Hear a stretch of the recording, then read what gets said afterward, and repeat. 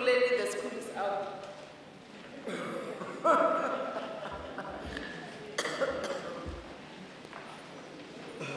Dr. Chagazi, means you are under arrest now. The school is out Ekurhuleni. I still going to buy food. You'll wait a little bit. Yeah.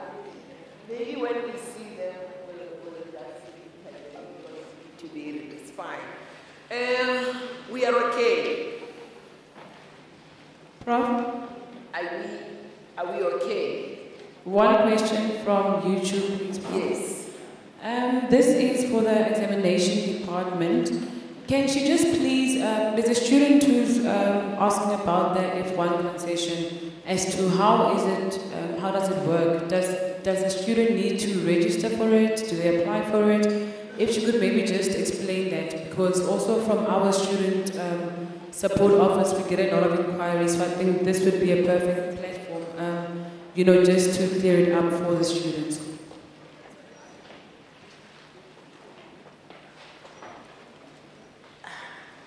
Okay, I will respond, but now as I'm responding, I don't want us to confuse our first year. So anyway, FI concession, you cannot apply. It's either you qualify or you don't qualify. And undergrad qualification, you must be left with 1 or 2 modules. And again, there is a criteria. There is a criteria in a way that you are going to be identified.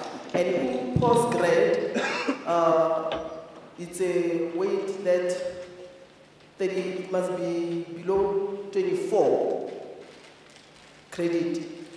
24 credit, yeah, weight. I think weight, credits. So there are criteria that we use. Hence I'm saying that I don't want to unpack it further, otherwise it will, it will confuse the first year. Remember, FI, it's a component that the Unisa gives to the student, those who are left with those modules to complete their qualification. Finally, yes.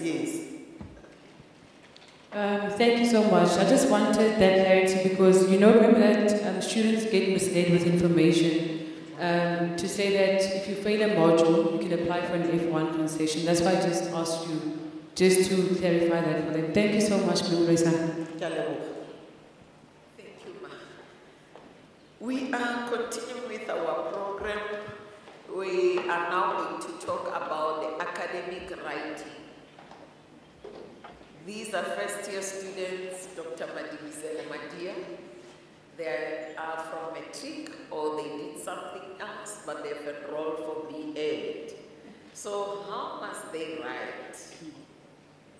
When I talk academic writing, I remember my Afrikaans lessons of bedreven en die leidende vorm. Die man kap die hoed word deur die man gekap, or die kap, die hoed en die man gekap. When you don't know the language, you will be writing things that are confusing.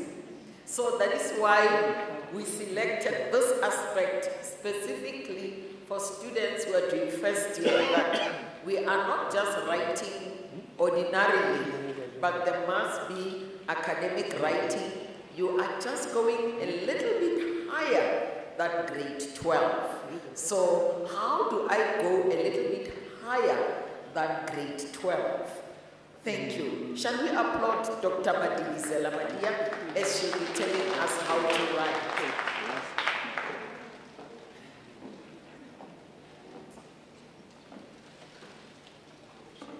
Good morning, colleagues. Good morning, ladies and gentlemen.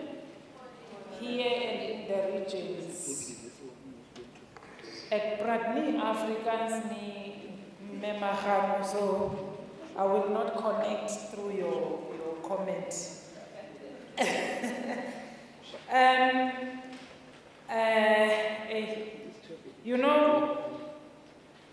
The students that we have now, are much better than the students that we were during our first years at universities. Because there's technology, there's everything that you listen to, which makes you understand what is being taught. So my work is easy because I'll be telling you something that you know, I suppose. I'm going to talk about what academic writing is and how it compares to other or differs from other writing techniques. And I'll be giving you a few examples. And then I will also mention some few steps about academic writing and then things to note and key aspects. Of course, I will not be able to finish everything about academic writing. It is a process. It is something that you will learn throughout the years that you will be studying at the university. First of all, I have given a simple explanation, a very simple definition of academic writing. Just to say it is writing of assignments, academic papers, articles, academic books, theses, etc. But what is important here is that you are writing for academic readers. And at this point, it only takes that first part. You are writing assignments for academic readers. Who are these academic readers? They are your lecturers. So they have an academic eye to read your assignment. They are not reading the assignments the same way that your teacher at the high school was reading your assignment. They have an academic eye. So academic writing has some specific characteristics, but like I said, I will not be able to say everything. I just picked a few. The first one that I picked is precision. That when you write your assignment, you should be precise. I gave an example there that you don't say things that cause this. You specify what things you are talking about. You don't say, for instance, instruments for heat. That is not precise. But if you want to be precise there and you are writing a geography-related assignment, you will say thermometers for measuring temperature. Do you see the difference? You are precise, you are mentioning this instrument, you are not generalizing. The second example is that each discipline has its specific concepts that are key to that discipline. And you need to use those concepts. Do not write under general. For instance, if you are a geographer, you are not going to say, like everybody else, it is hot and you expect to get equal marks to the person who said, temperature today is 32 degrees Celsius. Do you understand? Because that is a concept for geography. Then at university, you do not make statements that are binding without citing your references. For instance, you can't say homeschooling improves learning. Have you measured that? Have you done research to come to conclusions that homeschooling improves learning? If you have not, then cite someone that you read and got that information from. That is very important. You cite the source of that information.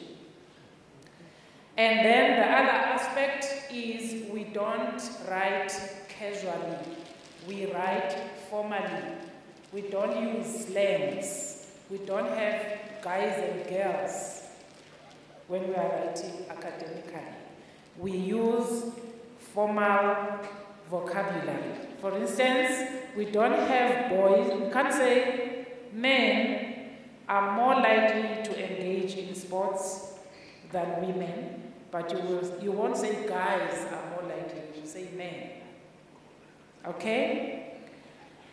And avoid contractions, avoid abbreviations as much as possible.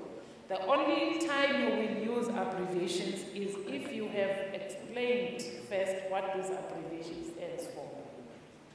Do not assume that the person that you write for understands what that abbreviation stands for. Let me give an example, OBE. What does OBE stand for? Anyone in the audience here, in the room? Yes, ma'am? Sorry? Out-based education. Okay, outcomes-based education. That's her full word for OBE. But if I say to you, open electronic OBE, open basic electronics, will I be wrong? No, I'm not wrong. It depends, because it depends on what I'm writing about. So that is why I'm saying you need to first write this word in full and then in brackets say OBE. Then we will understand what you mean by OBE when you use it the second time, third time, fourth time. Do you understand? And do not use contractions. Use full words. It is not. You don't say it isn't. I don't. No. You say I do not follow. I lead. Then the most important thing as you are writing your sentences and your paragraphs, coherence and cohesion is very important. I made an example there and said the examples provided in this slide are not coherent.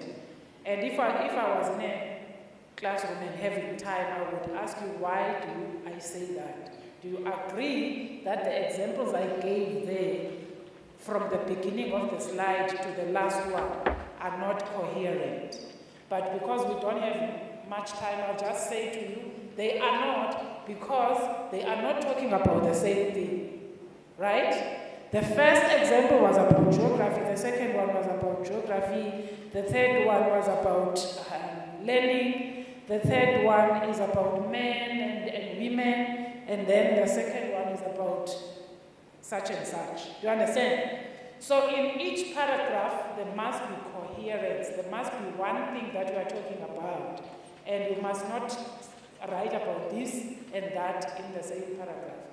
To help you to do that, I will show you the words that you use for coherence to join your sentences.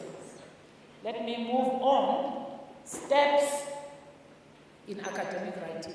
Like I said, this is not everything. There's a lot that we can talk about academic writing.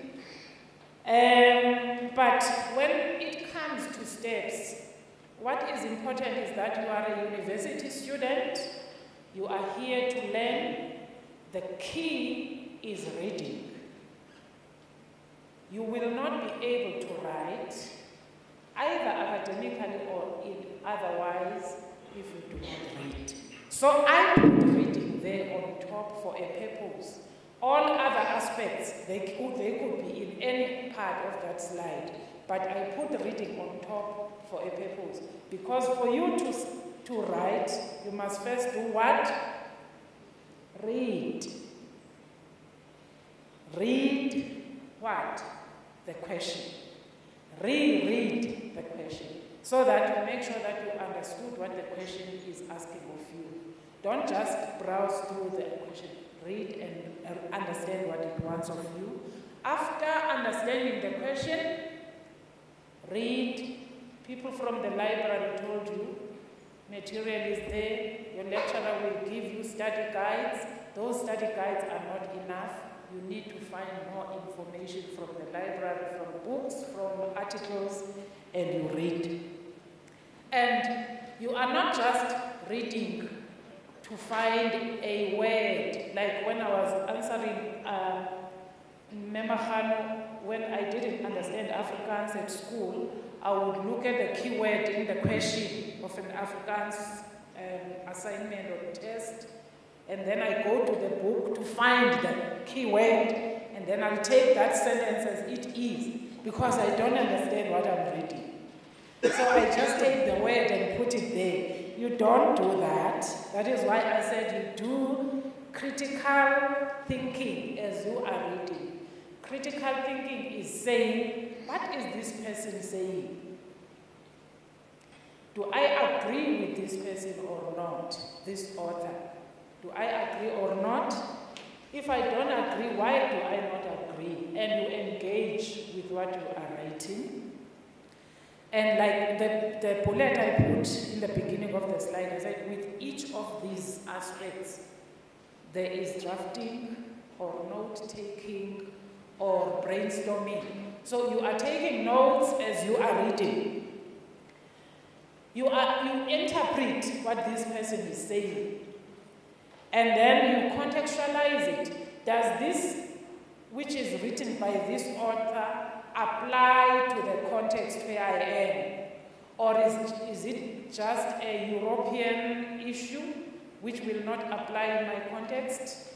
Or does it apply in my context? And then you start writing now formally to submit. And then when you write to submit, make sure that you put subheadings. You don't just write through the whole page or 3 pages, 4 pages without subheadings. Subheadings will determine or will also help you with that coherence I talked about, because now they say, in this part of my assignment, this is what I'm writing about. In this part of my assignment, this is what I'm writing about. So have subheadings in your assignment. And then the most important part, do not just click submit before you proofread. Proofreading is like you are saying, now I'm done writing my assignment. Let me read. Let me take the position of the lecturer who will read this assignment and see what this lecturer will see. Read slowly, put commas where you left the commas, put full stops if you see that you didn't show that this is the end of the sentence. Proofread your work before you submit it. Now, I'm going to show you in the next slide why it is important to proofread.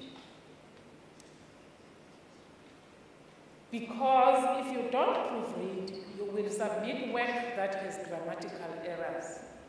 And you might not get marks because you have made a grammatical error which changed the meaning of what you wanted to say. Just by leaving out the comma, the whole meaning changes sometimes. So to cut to show what I want to say, let us look at the example 3, because that one I'm very interested in. Example 3, the sentence there is, she finds inspiration in cooking her family and her dog.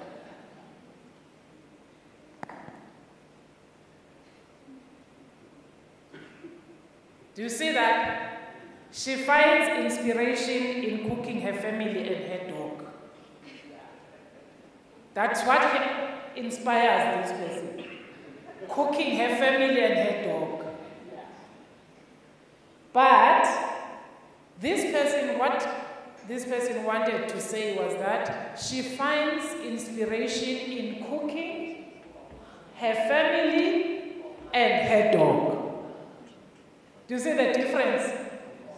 There are commas there.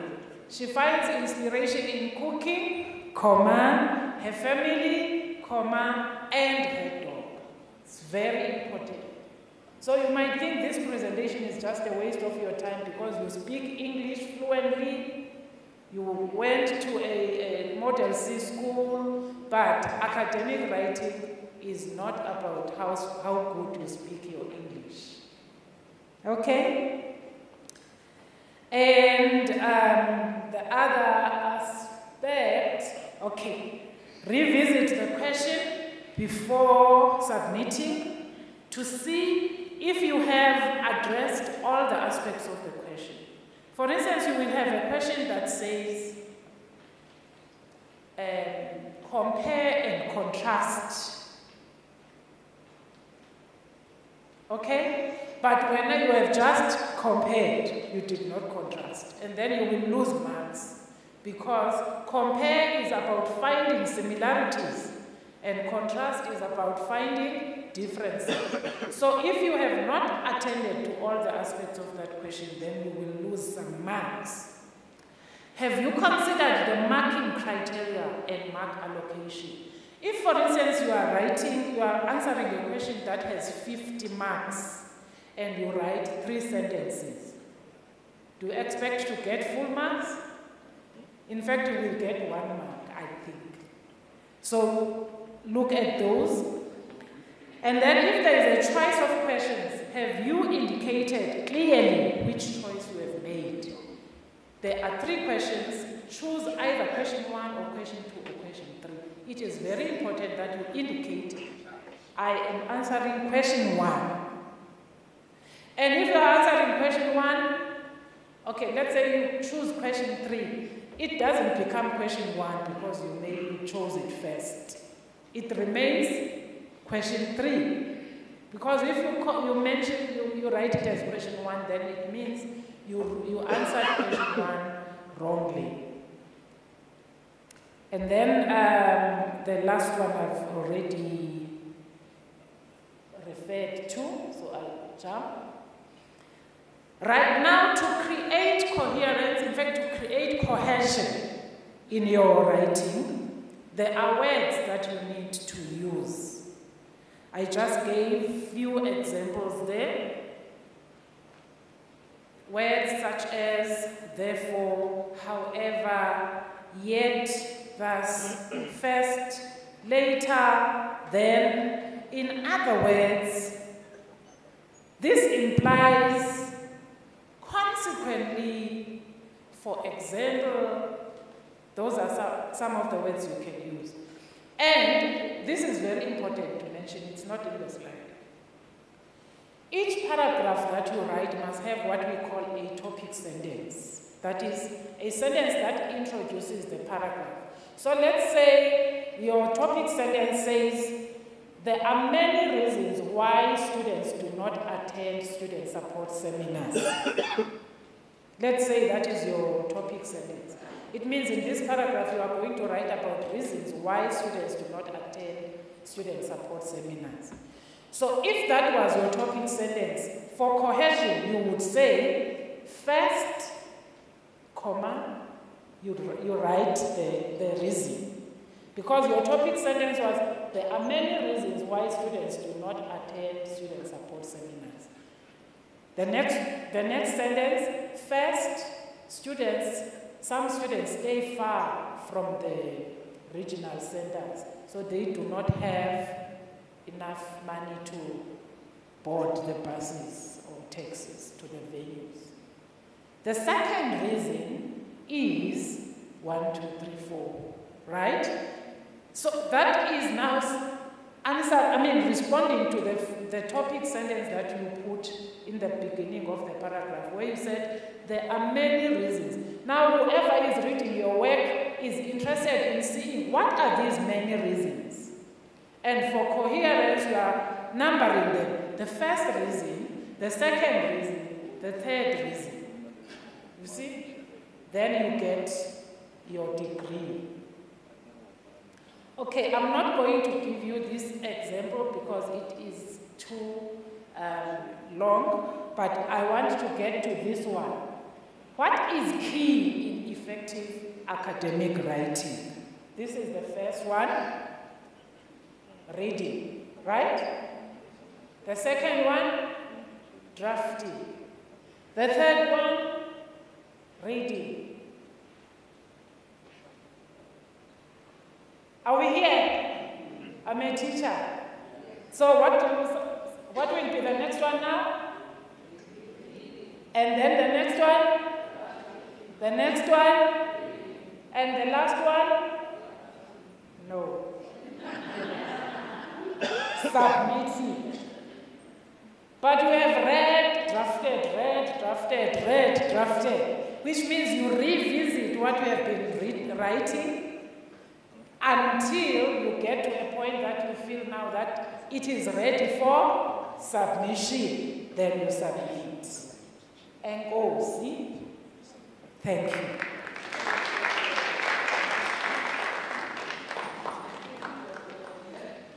Thank you, Dr. Mania. We now have an idea of what higher education is. And the key thing that I got from you is that every discipline has its own concept. I will look at those who are of my age here, those who studied with Unisa. Dr. Slab, you still remember when we were doing fundamental pedagogics?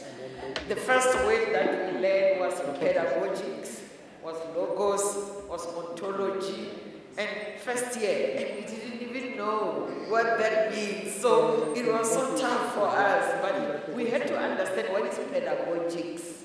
And the word is still alive now. Let us give our new students, because you have entered into our field, pedagogical. It simply means that these are your methods of teaching and learning. Then another word, pedagogy. It is the art or science of imparting knowledge. So, class, did you get your terms as teachers? Pedagogy, pedagogical intervention. So these are going to be your words until you become doctors and professors. So today, you have the word for your discipline, pedagogy. Yes, so take it home. Don't just write art of teaching. When you write art of teaching first year, we accept it. Second year, we accept it. By fourth year, we want to see that you are no longer writing the art of teaching, but you are now writing pedagogy. Now you have learned. So we give you a big tick that you are no longer using simple words, but you have ascended the ladder of becoming a B.Ed graduate. So today when you go home, the word for your discipline is pedagogy, pedagogical, etc. Because you are in this field. No more running away. Thank you. You saw the value of commerce. You don't have inspiration in cooking your family. Just a comma makes a huge difference. And the verbs are important. If the question says explain, it means you don't give one sentence. If the question says describe, the answer cannot be one sentence. If the question says discuss, the answer cannot be one sentence. And analyze. Analyze, it means you unpack and then you give it as you are saying. What are the reasons for students not to attend student support seminars? Let's applaud her and we'll use her with live streaming. Dr. Madia, I'm afraid every week you'll be working with the SRU unit to teach the art of writing. So you have another extra job now. Thank you. We are now continuing with our program. Now this is essential because it's higher education, study skills and time management. How do we manage our time? Students, it's a university. Professor Mashang, come and tell them, this is a university. How are they managing their time? And then how must they study? Not cram on their feet.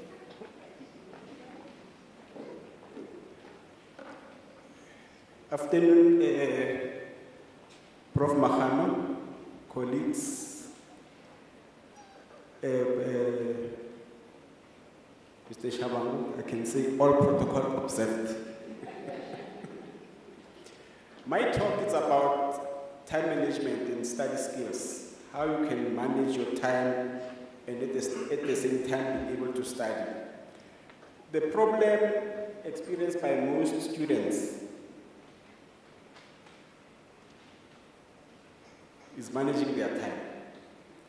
They can manage their time, but they are unable to manage it effectively. So what is the problem? The problem is procrastination. Postponing things, not doing anything. That's the main problem experienced by some students. The purpose of my talk is to try and assist how students can manage their time and how can they be able to study. I'm going to look at some of the study methods. In trying to study, you can rely on a MAT model. What is a MAT model? Where, as a student, you took facts, you read, you put everything to your memory. Make sure that what you do, you understand and be able to do it. In other words, after you have read, you must make sure you understand what you are reading and practice. Sometimes you can use a mind map where you use a diagram to represent your ideas as well as your words. That will assist you in your study. After reading what you do, you can write summaries. That's one way of studying. Read the whole paragraph and then summarize it and make it a point that you understand it in your own words. You can also use mnemonic. What is mnemonic? It's where when you read, you relate to your memory. For example, if you want to understand what is directorate, student, administration, and assessment. So if you use mnemonic, you will say DSAA. Okay, that's directorate, student, assessment, and administration. In managing your time, trying to study, you must prioritize. Know what is to be done first. That's very important. As a student, you must know when is the due date. You must read more than once, highlight and take notes in what you are doing, make much notes. You must review after reading. And must be in a position to pay attention to key concepts. Because key concepts are very important in your study.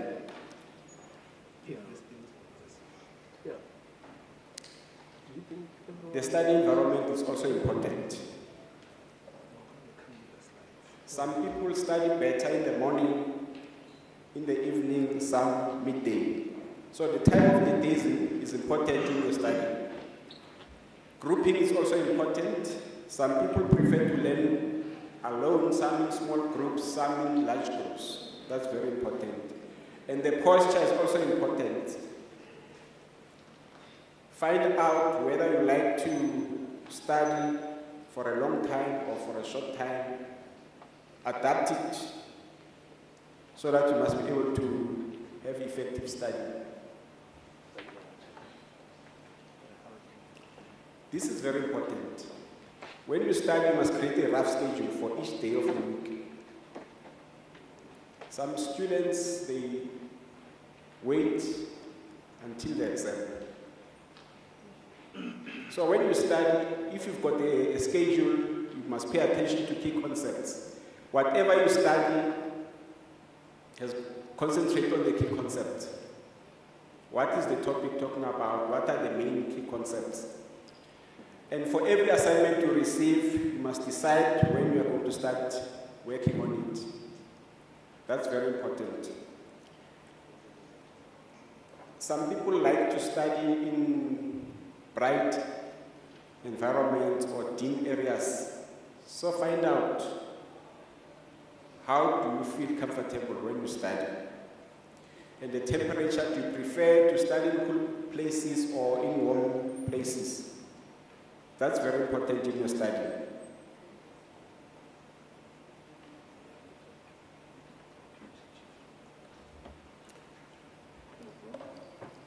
Have a to-do list. Every day or every week, have a to-do list. Are you going to do your assignment? Are you going to prepare? Are you going to read something? Have a schedule. Use a calendar or a planner. On this day, you are going to submit assignment 1. On this day, you are going to read about this topic. And get up early to do your stuff. That's very important. Because when you wake up in the morning, you are still fresh. And you must set aside study hours each day. From 9 to 10, I'm going to do this. From this time, I'm going to go to do some work. This time, I'm going to study. You must set a schedule. And have a place where you are comfortable with when you are studying. Some would like to study maybe in a study room or in a place which is comfortable to you.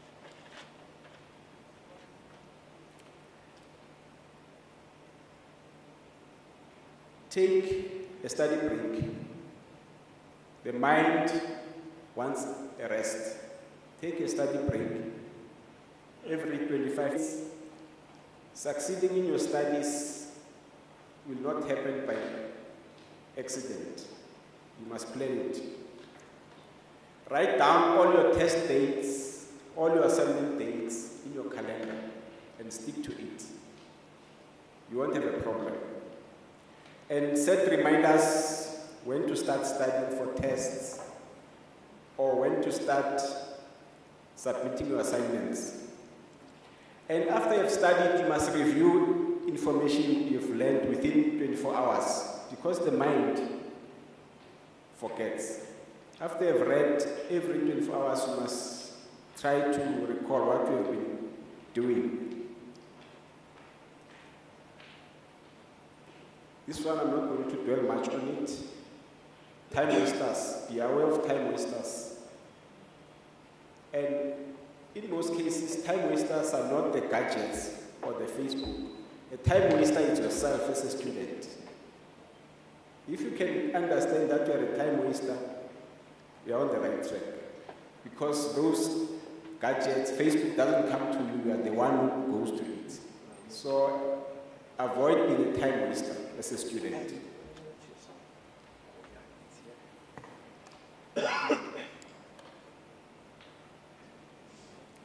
And create a plan for every work you are doing. Create a plan for study. Create a plan for test, for exam, for your assignments. You must have a plan. And learn to say no to things that are not aligned with your priorities. It's very difficult, but teach yourself to say no to those things which are not aligned to your priorities. So I want us to look at this short clip, how to manage your time. I think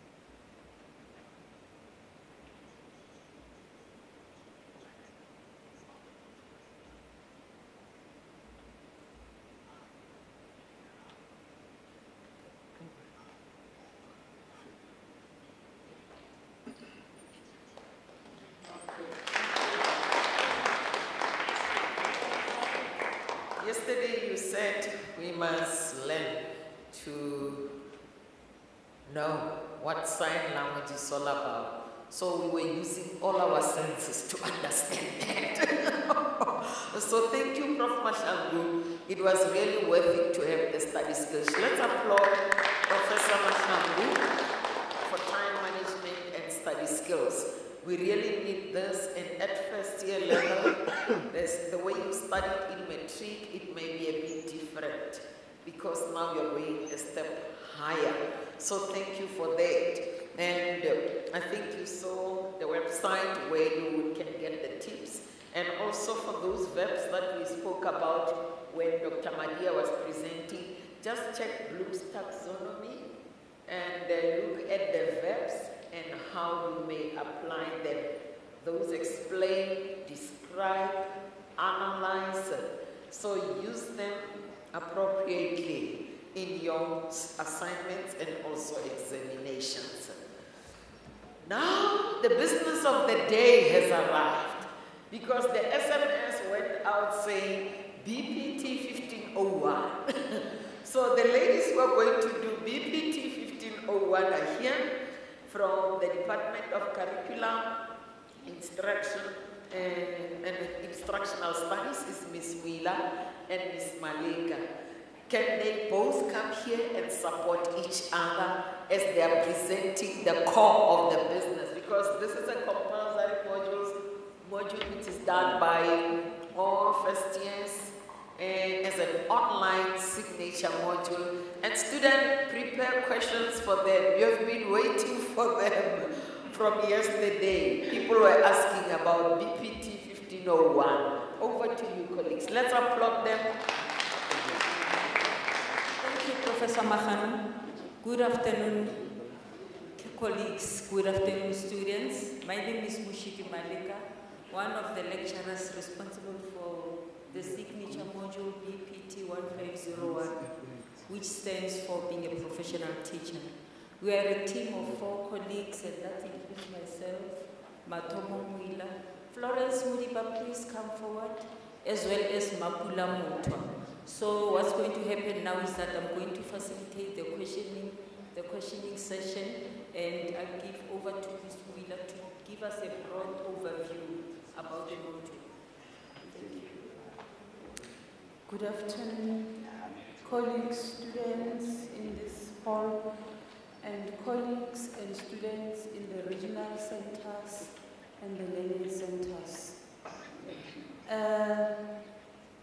As first years, you have been taught on a face-to-face contact.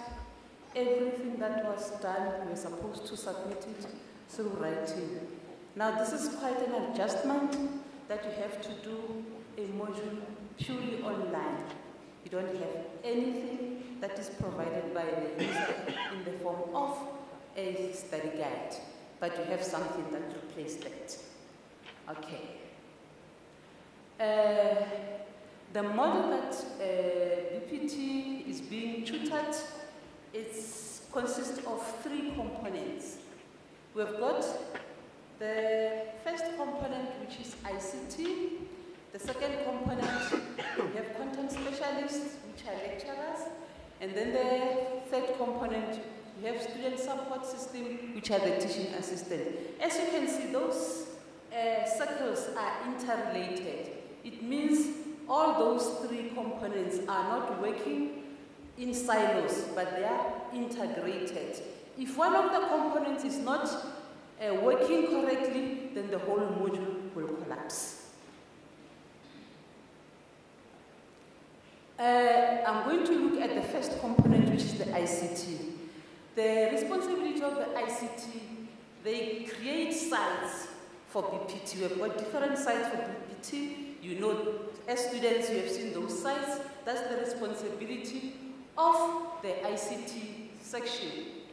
And also, those different sites have different accesses to students. And those students to have access to those sites, they need to be grouped. That's one of the responsibilities of the ICT. They deal with student grouping so that students can have access to those BPT sites. And they also help in the technical support. In this instance, for example, a student, you have been grouped in this group, but some of the tools in that particular group sites are not functional. And therefore, the ICT is there to help us so that you can have access and efficient use of that particular site that you have been linked to. That's the BPT sites. I think Professor, is it Muguni? Yeah, presentation. Link more with what we are presenting now. Immediately you log into my Unisa. That is very, very small. I cannot see. But I wanted to highlight something there. As you can see, that is, if you are a student, you have logged into my Unisa, you would see the different modules that you have registered for. In this instance, this student is only registered for BPT, and therefore there are 2 BPT sites. And the one that is highlighted is the home site, my Unisa site, and the other 2 sites that are not highlighted are the 2 BPT sites. And then, when you see those BPT sites, you click on one of them. The first one is the main site, even though it's not that visible. On the main site, you have tools that you can interact with when you're studying your BPT. On your left-hand side there, you have got tool for announcement. That's where we put important information about BPT. The main site, every registered student have access to the main site. Immediately register for BPT, you have access to the main site. And then another tool that you have there on the left-hand side is the official study material. Because BPT is a purely online module, in the official study material, you only get tutorial letter 101, and that's it. There will be no any other study guide that you'll be getting. You'll get tutorial letter 101 on that other tool. And then from there is another tool which indicates learning units. The learning units you have, that's where your content is, or let me compare it where your study guide is. But in the main site, you have only Learning Unit 1. Why Learning Unit 1? The main site is managed by us lecturers, and we don't have much information about that.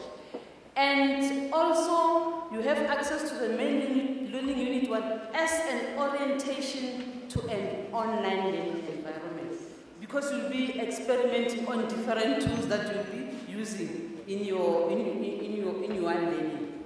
And this is also managed by the lecturers. It's just only to orientate you how to go and study in an online environment. And also you can see the welcome page. You're welcomed by the lecturers who are dealing with BPT. Then let's move on to the group site. Oh, that was fast. Is it the group site? I think so. In the group site serve like it's your classroom environment. In the group site, you have the tools on your left-hand side. As you can see, they are now more as compared to the main site. The group site the tools on the group site are more as compared to the main site. This is where you're going to interact with your learning material.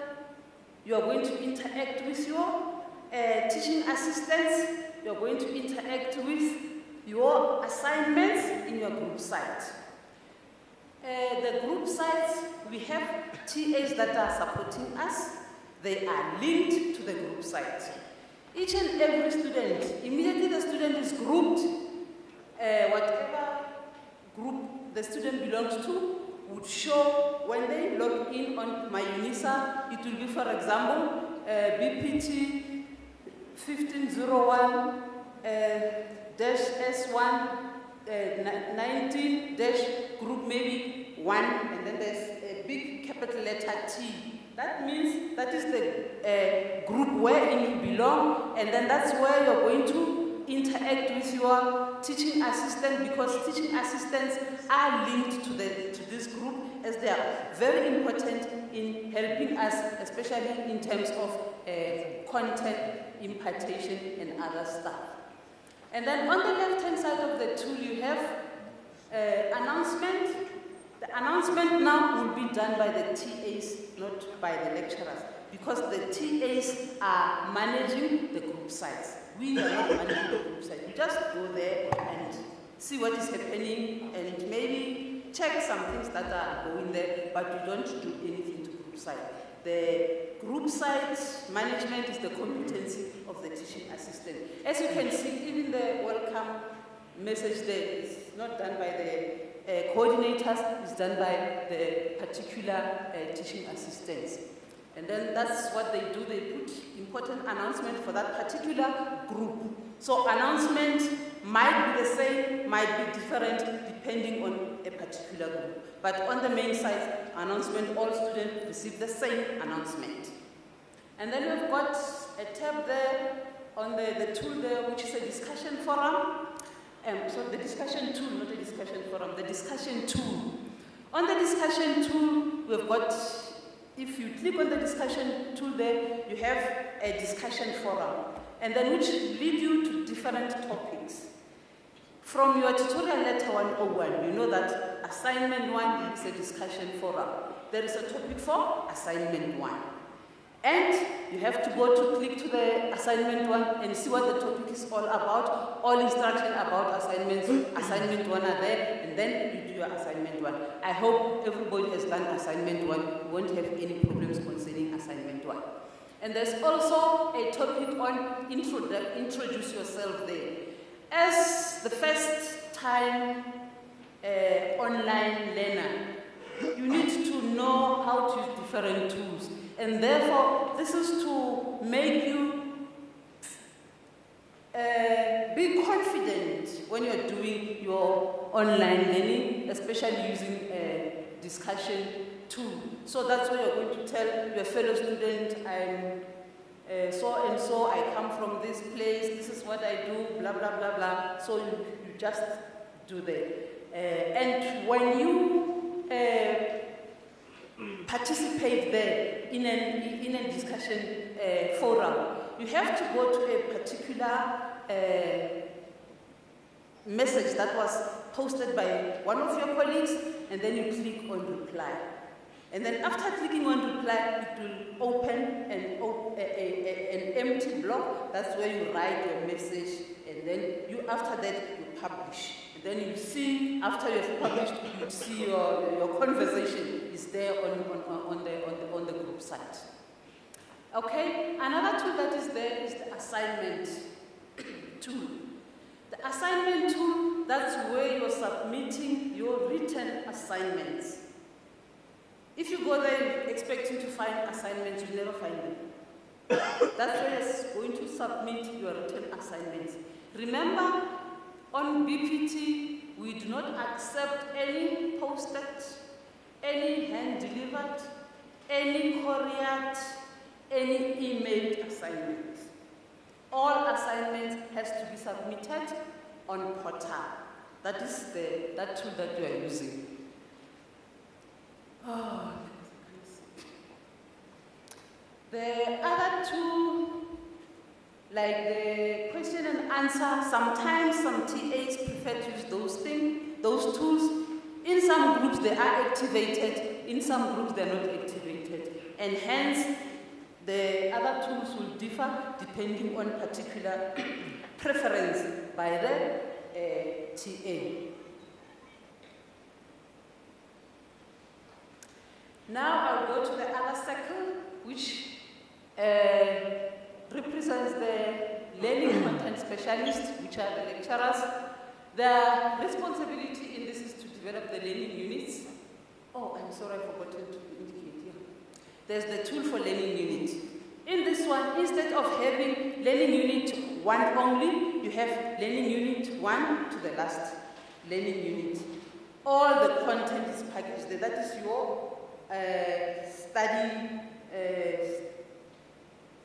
your study guide. Everything is packaged there. And also for this year, 2019, you are not doing assignments appearing in the learning unit. Assignment will be posted by your TAs using the announcement tool. This announcement has been posted on the main site. So if you haven't seen the announcement, you go to the main site and you'll see the announcement. Now I go to the content specialists, which are the lecturers. Their responsibilities, they develop the learning units. So if you have questions concerning content, these are the relevant people to interact with. They also develop assessment and marking tools. That means the assignments that are posted by your teaching assistants in the different announcement tools, they are designed and developed by them. And they also support teaching assistants concerning how do they support all those kind of things. And then let's go to the teaching assistants, which they play a very, very important role because they are the point of contact between us and you. So they deliver content. And in delivering content, it doesn't mean that they have to spoon feed you so that you might even ask them what is the meaning of being a professional teacher.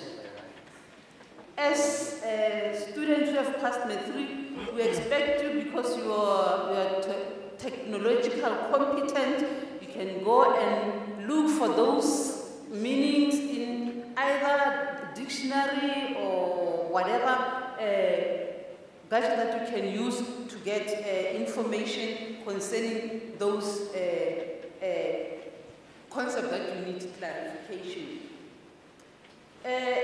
Their main role is to facilitate and encourage you that you participate in an online environment, because this is a purely online environment. So they should try to encourage you and facilitate that you do participate in on. There are different activities that they can use. They can use the discussion tool and then decide on discussing about a particular concept in a particular learning unit, so that you are in a position to know how to participate in an online learning environment. And they also guide you so that you are in a position to study independently. You don't have to wait for them to say, but you did not post information about qualities of good teachers. So they can only guide you so that you are in a position to say, okay, ultimately these are qualities of a good teacher. You mustn't say, please tell me, what are the qualities of a good teacher? If I come to class and make noise, am I a good teacher? If I come to class and motivate my students, am I a good teacher? It's for you to know, ultimately to say, I've identified this kind of information. Is it relevant? Is it not relevant? But not to say to them, please tell me what are the qualities of a good teacher. And they also control the assessment. The assessment that you submit are marked and controlled by the TAs. Please don't ask them answers to the assignment question. They can't do that. They can't give you the answers to the question. And I would like to end by telling a short story, but it will be very, very short. I'm not going to take it. I will shorten it. There were two sons. They were on the funeral of their dad. This dad deserted them when they were very, very young, and they were raised by a single mother. And they were supposed to come and say goodbye to their dad who's dead. They are going to bury the dead. And they were given a chance to come and say bye-bye. The first son stood up and said, yeah, this is how I am. It's because of this man. He left me. Now I'm homeless. I beg on the streets. See, I'm torn and tattered. I'm nobody. I don't even care whether you die or you're dead or something. That is your thing. I don't care. And then the second son came. Our father left us when we were still very young, but there's something I'll never do in my life. I'll never leave my family. I'll always take care of them. My mother raised me. Today I have a PhD in front of my name because I've learned a lesson from what you did, my father. And my question to you, which son do you want to be? Thank you.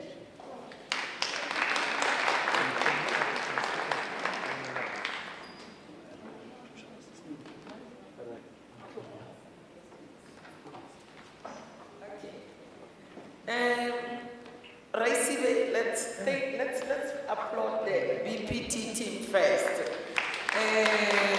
This is a huge module. For 2019, we have 19,000 students. So it is one of the biggest modules in the College of Education. May I get the questions from the YouTube first? Hi, Prof. Thank you. The first question is from Lee Roberts. Her question is that she has not yet been grouped, and the due date for the first assignment is already closed. So in a situation like this, what do they then advise as a way forward for the student? Thank you, ma'am. Yeah, grouping is still work in progress. As soon as they are grouped, possibly before the end of this week, they'll be grouped and they'll receive an SMS indicating the group number. When they go online, they should check the announcement with an update on the new days for the submission of assignments. Thank you. Thank you. And the next question, same student, this is regarding the third assignment. Apparently, in this assignment, they have to go and interview teachers in the community at the schools. But the concern here is that at this point in time, teachers are busy with exams and schools will be closing on Friday. So I think it's a matter of maybe time. When now are they going to get a chance to conduct these interviews with the teachers? Thank you. The interview is not confined to a school. You can go to a school, get a stamp for the letter because you want evidence that really when you did not go into a school. But the interview venue, you can interview a teacher at home, wherever that you can meet them. It's not confined to a school environment. Thank you. Thank you. The next question is from Angie, and what she's asking here is that how do they see that the discussion forum has been marked?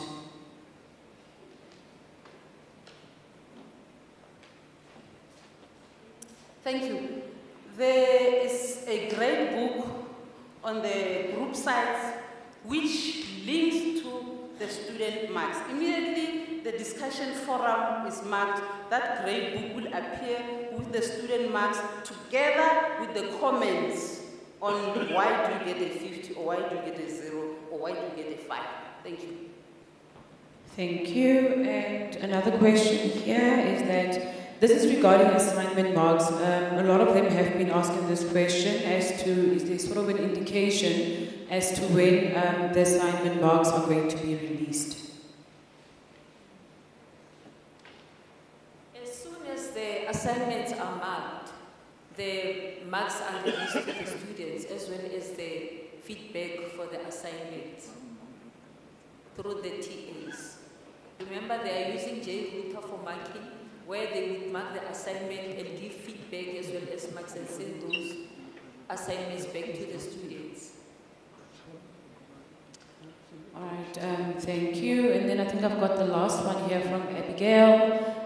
What she's asking here is that are we allowed to email our TAs for support on written assignments? My understanding of the discussion tool is that it is only for the discussion assignment.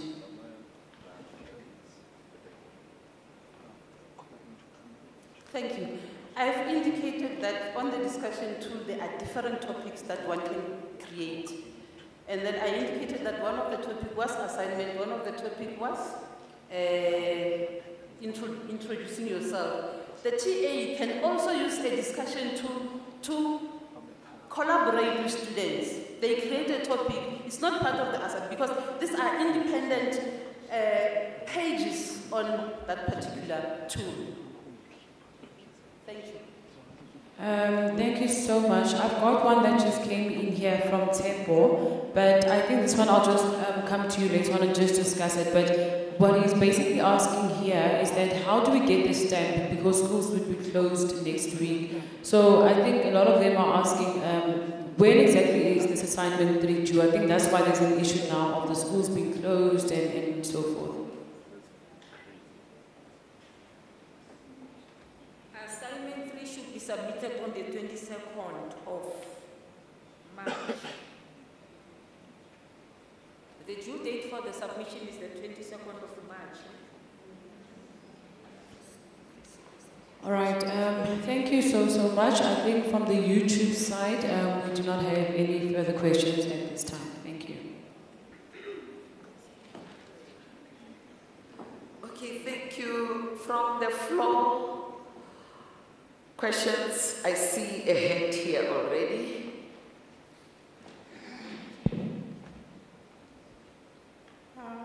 For assignment 3, I was just asking is there any possibility for the extension? Because as you have said, at the schools they don't want to give us the stamp, just the stamp and you go.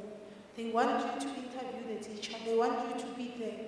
So I'm speaking for myself, I've been there.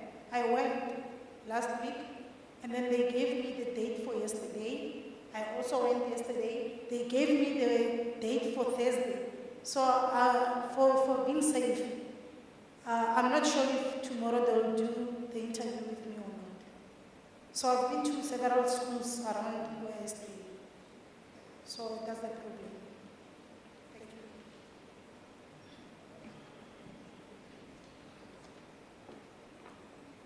Thank you. I think maybe there is a misunderstanding. You don't have to do the interview in the school. You can make an arrangement with the teacher. But what you need to do, we need to confirm that really you did interview somebody who's a qualified teacher with a SAYS qualification by getting this letter, which is some consent. This is the letter, it's a consent to say, I'm agreeing to be interviewed by the student, but it doesn't say the student should interview me at the school. The letter is saying, really, I'm a teacher at this particular school, and I'm agreeing to be interviewed by the student. And you can make arrangement with that particular. At the school, you need only the stamp to indicate that really that was followed. So it doesn't mean you have to do the interview at the school. You can make an arrangement with the teacher and you interview them maybe at their home, in a cafe, in a church, depending where it is convenient for both of you. Because you don't even interview the principal, you interview only one teacher. I hope it is clear. There's a follow-up, ma'am. Yes, it's clear, but the problem is the stamp, according to my understanding. They can't just give you a stamp and then you go. They want you to be available for the interview. They want the proper procedure according to your letter. They don't just give you the stamp and you leave.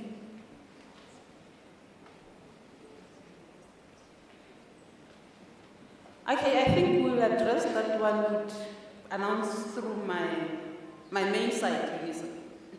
BPT, my main site.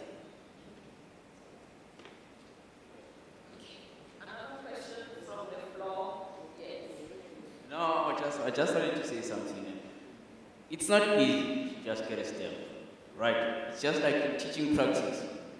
They want you to complete 25 days, complete, before you can get the stamps. Just like in PPT, if some of the teachers don't stay in the exact community as you stay, it's difficult. Some of them, they come from in places where the teachers don't stay. and some of them, they don't have transport to go and interview the teacher at their places. So maybe if they can make time to extend their assignments, because it's not easy. Thank you. Thank you, sir. Remember, before you go and do an interview at that school, you need to, you remember you should go to the nearest school, preferably, as well as before you go to the school for an interview, make an appointment with the principal or the teacher and explain the purpose of your visit. That will make it easier for you to get a school stamp. And in that school stamp, there will be a contact details of the school, and will take those measures to contact the school to check whether you have to verify if you really visited the school. Thank you.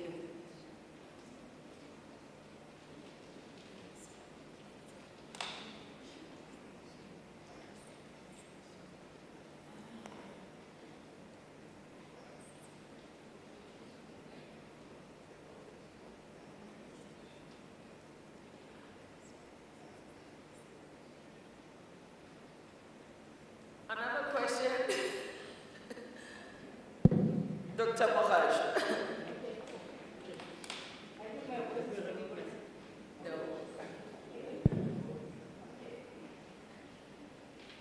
Thank you. Okay, mine is regarding the presentation by Prof. Masam. Am I correct? Prof. Masam. Firstly, let me appreciate the presentation. I wish I was a first-year student. The second part is regarding the last clip that we had. It's a humble appeal that if you could maybe make some notes for visually impaired students who would not be able to see the clip. So just to make the notes to say the clip is about this and this and this, and then that will help. Thank you.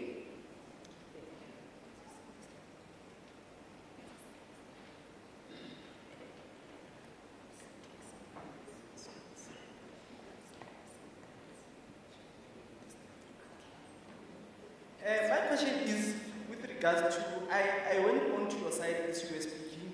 I can't find the questions. I can see the form, but I don't know what are you going to interview the teacher about.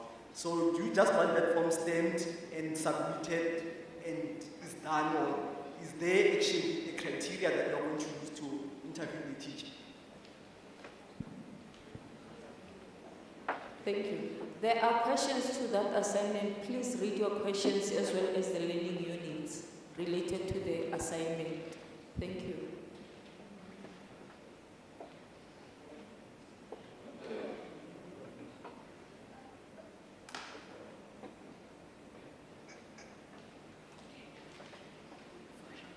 Can we go to the regions? Nelspruit. Any question on BPT 1501?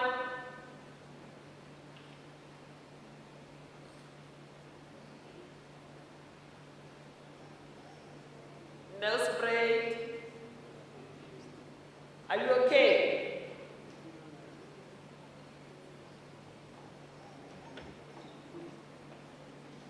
Okay, any region which has a question, let me see by show of hand. Okay, Nelspruit, yes. Press the button.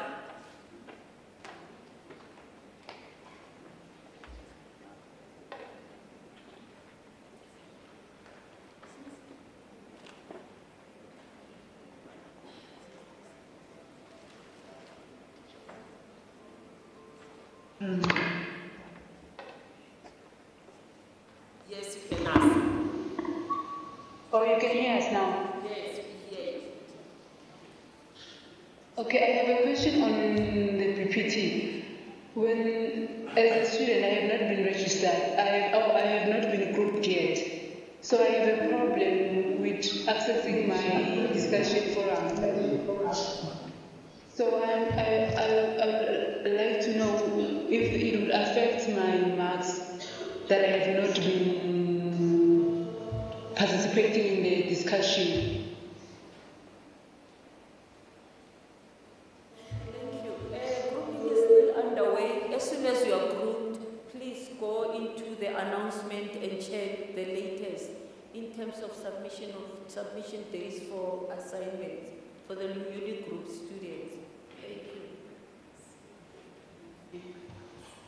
No, you'll be able to do all the assignments, so it won't affect your marks. Thank you. Thank you. Another one else, are you okay? Fine. Let's go to Newcastle. Newcastle. Newcastle. Any question? All participants are now unmuted. No question, ma'am. Okay, fine. Atamela? No question. There are no questions from Atamela. Okay, yes, Atamela, let's hear. No, there are no questions. Oh, thank you. Gian, you're so quiet. Gian.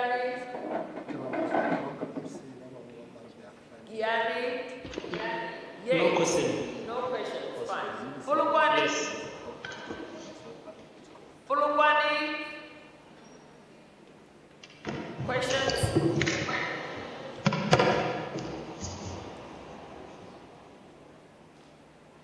Pulukwani, are you okay? Pulukwani, the microphone in front of you.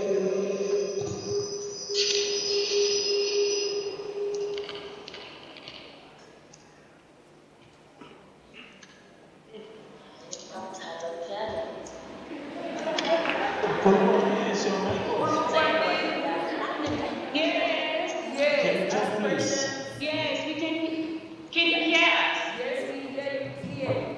Okay, we just want to find out the assignment number 3.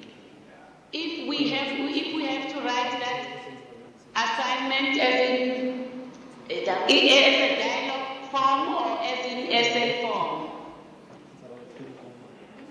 The interview. Thank you. Remember, the questions to the assignment say it's interview and report writing. So you don't have to write in a dialogue form, but write the report after interviewing the teacher. Okay, thank you. Okay, thank you, Pulukwani. Which one now? Now spray, are you okay? Now spray, fine. Vuselela. Vuselela. No questions, fine. Together, Freddy.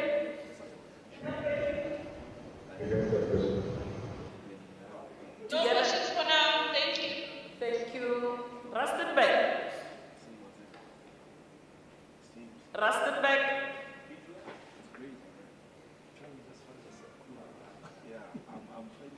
Okay, I think we are okay. The correctional center, we couldn't get the feedback in the morning. I don't think they are connected. So, but there are students who are doing BPT 1501. If there is something, maybe they will correspond with us. Thank you. Let's applaud our colleagues, BPT 1501.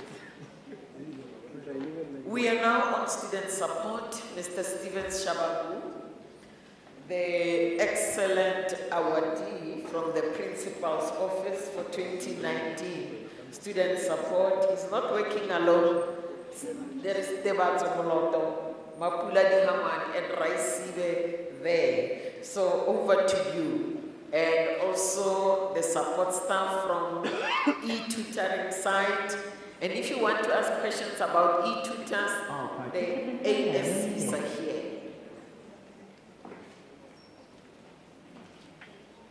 Thank you, Prof. Makano. Good day, colleagues, students in the region.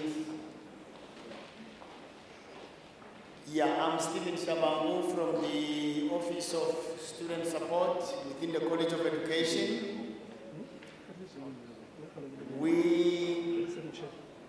There's 4 of us in the office that deals with student issues. We are known as student advisors. Myself, Ms. Kosana, Mr. Moloto, and Ms. Matume. And in this section, we also have our RPL coordinator, which is Ms. Moroke. We also have Mr. Ngwenya, who is dealing with the bursary, Funza Lushaka. He is coordinating that bursary, as well as this Ms. Mahumula, who is also part of our office. We also have 3 academic support coordinators. They are here with us. Ms. Mpai, Mrs. Tipe, and Ms. Manzi. These are colleagues who are dealing with the e-tutoring in our section. Now, in this office, that is where we advise from the first stage. We render services to students who want to know about their admission requirements. We render services to students who want to know more about different programs that we are offering in the college. What are the admission requirements? What if I don't meet the degree admission requirements? What will be the way for me? Now that talks to the first stage of application. So basically we're talking to prospective students here. Whether you want to move from undergrad to postgrad, you talk to us about the application processes, the online facility, assistance at the regional offices. You talk to us. Now, once you are welcomed, you are admitted, then we are also there to service you and advise you further regarding the second stage, which is registration. Now, during this stage, that is where we need to be very, very careful as students when we're registering. This is where we need to understand some of the terminologies that are used. You will see or come across terminologies like prerequisite or core requisites, meaning that when we register a module and that module has prerequisites, meaning you must have done what is mentioned before you can register for a module.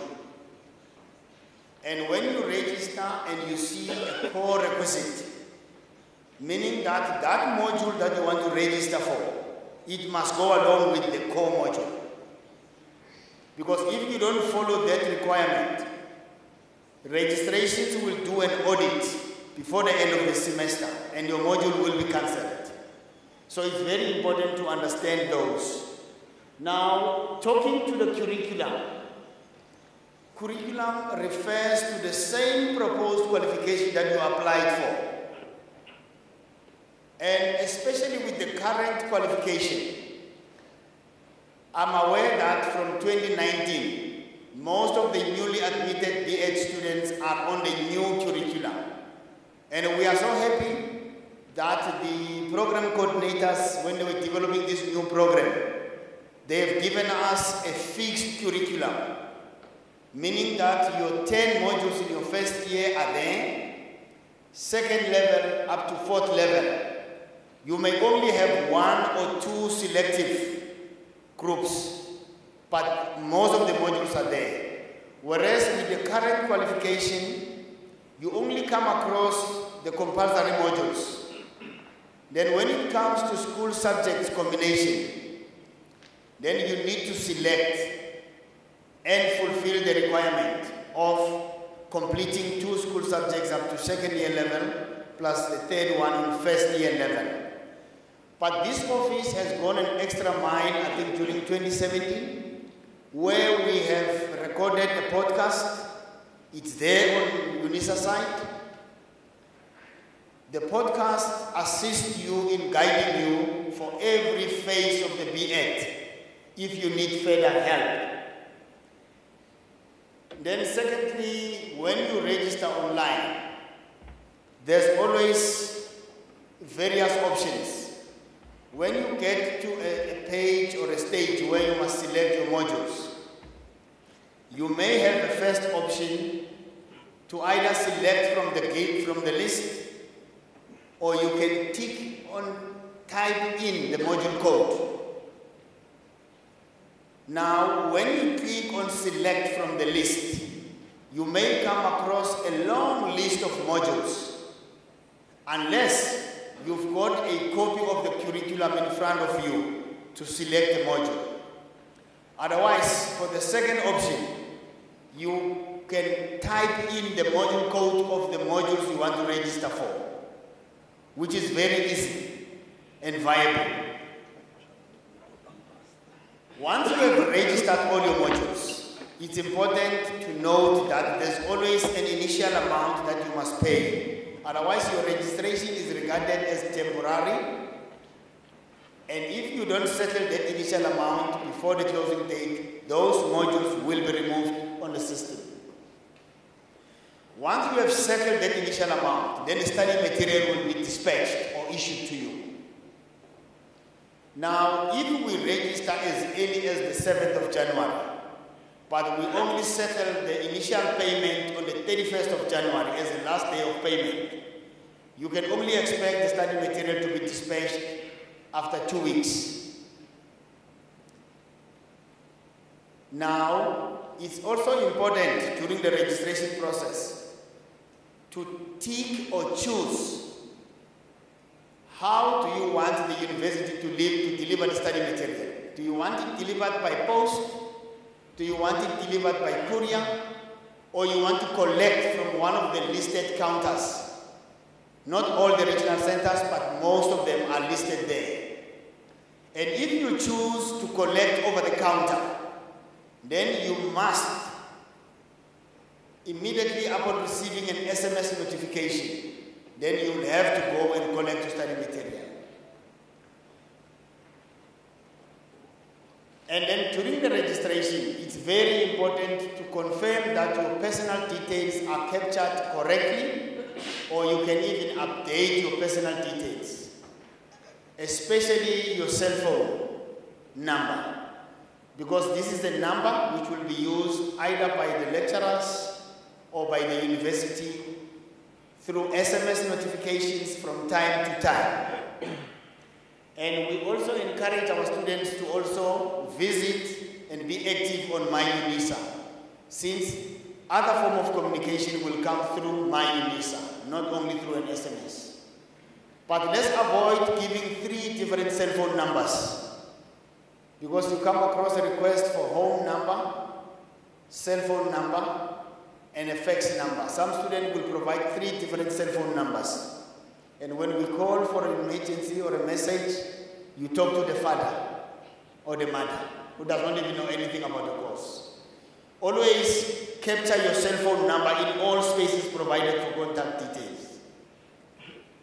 And during the registration, it's also important that we remind you to always verify the preliminary timetable. Because when you select a module, just to check when is the exam date for the module.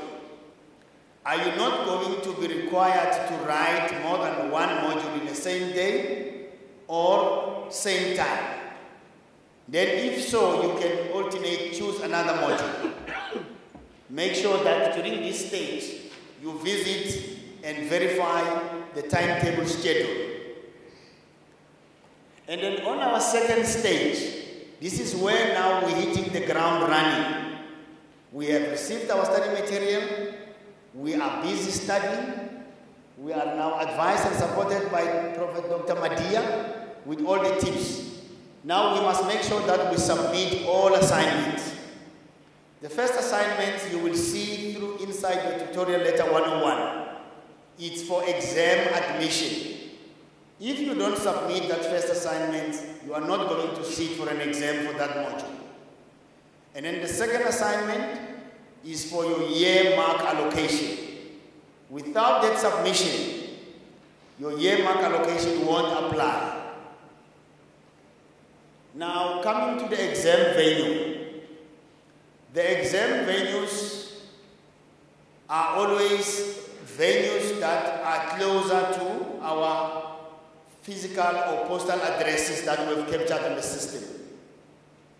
We can always ensure that the exam venue that we tick is not far from us and is accessible.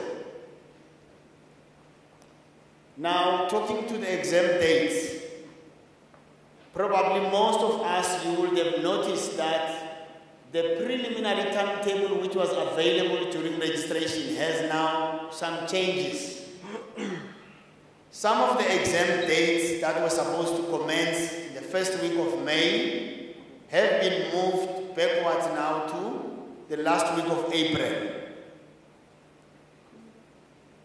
And if there are any questions, we've got colleagues from DSAA who will assist us with any questions to that, as long as we can be aware about that one. Then we always encourage our students to utilize this support, the e-tutoring, as a form of support.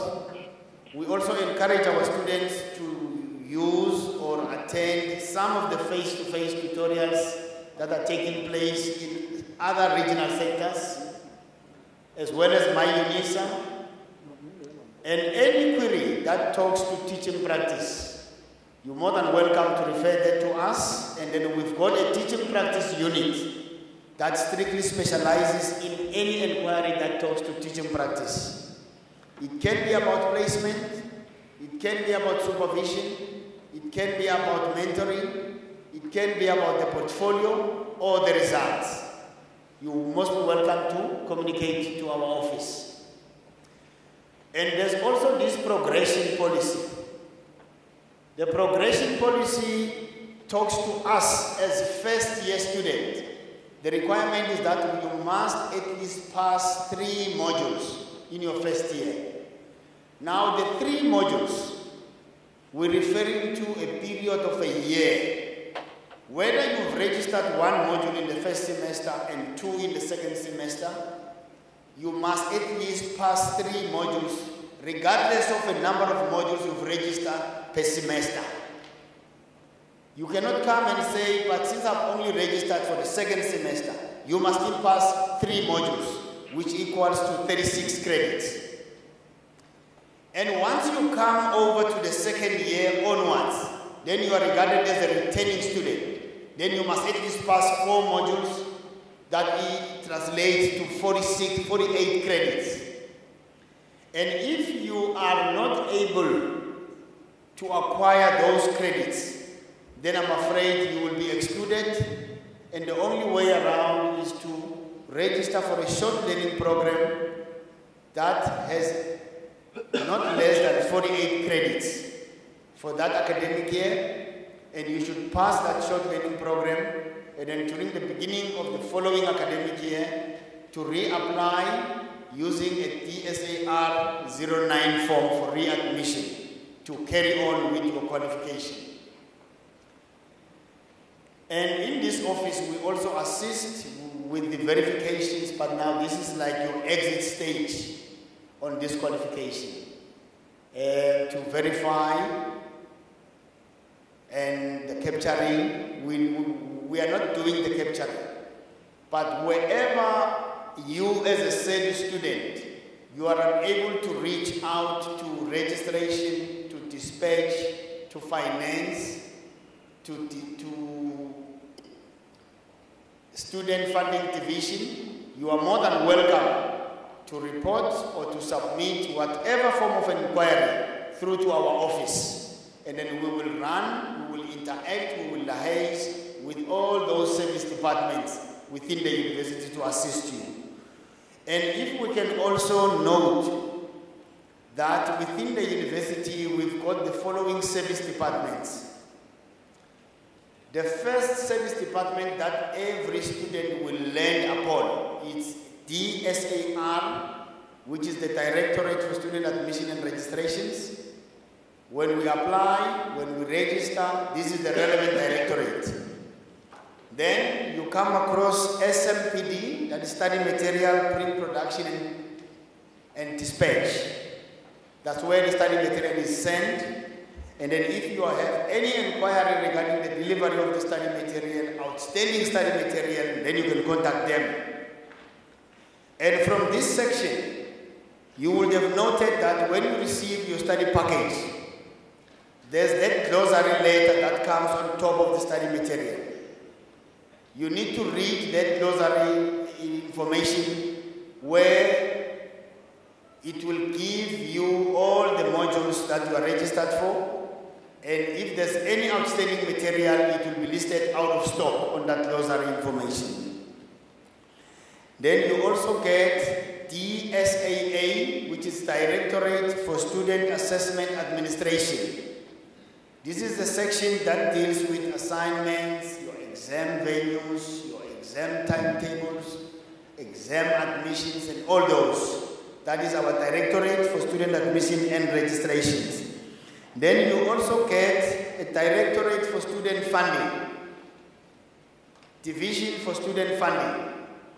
This is the division that strictly deals with NSFAS student and any bursary student. Any bursary funding, from the council bursary, Funza Lushaka bursary, this is the section that assists or manages the bursaries for the university. As well as our finance section that deals with the payment and so on and so on. Now, within the finance section, the common challenge that always comes during the registration is that when students register, during the payment period, you must always remember to put in your reference number, which is your student number, as well as the allocation number. Now, the allocation number will direct this division to say this is the money for studies, because you get different allocation numbers. For matriculation exemption, there's a different allocation number. For study fees, there's a different allocation number. For library, there's a different allocation number. AME, just like that. So it's always important when we do the payment that we write the correct allocation number. And also, this office, under the leadership of Professor Makhano, we are as vibrant as the professor you can see. We've been hosting student indabas in the provinces where we reach out to our students and interact with them, looking at all the challenges that they are faced with in various places. We are also participating in the open days that are currently happening. You are welcome to visit us in any of those open days, because the main objective of the open days is not only to recruit prospective students, but we are also servicing current students. You are welcome to come and talk to us about any challenge that you are faced with regarding your studies, or the college, or the university. And our contact details are there. You can contact us. You can also log on to the website. You click on College of Education, then contact the college. Our contact details are given there. Thank you, Professor.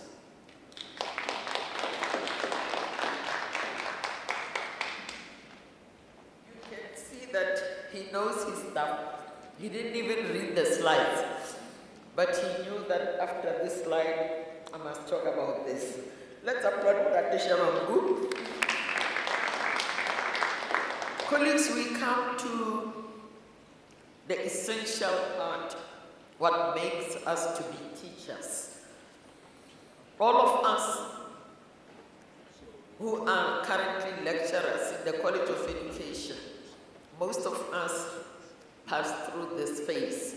You can never be a teacher without doing teaching practice. So Dr. Situsha, come and help us, as your surname is saying, Situsha, help us to become teachers. Over to you, Doctor.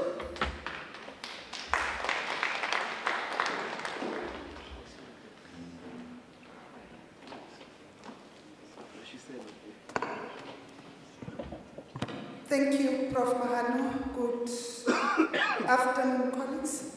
Are we still in the morning? Thank you. Greetings to our students in regional centers, in telecenters, and in teacher centers, as well as students in here and the academics present. I'm going to take you briefly through a teaching practice presentation. And let me just mention that this is an integral component of initial teacher education qualifications. There is no way that we can have teachers without them going through teaching practice. It is also an accreditation requirement.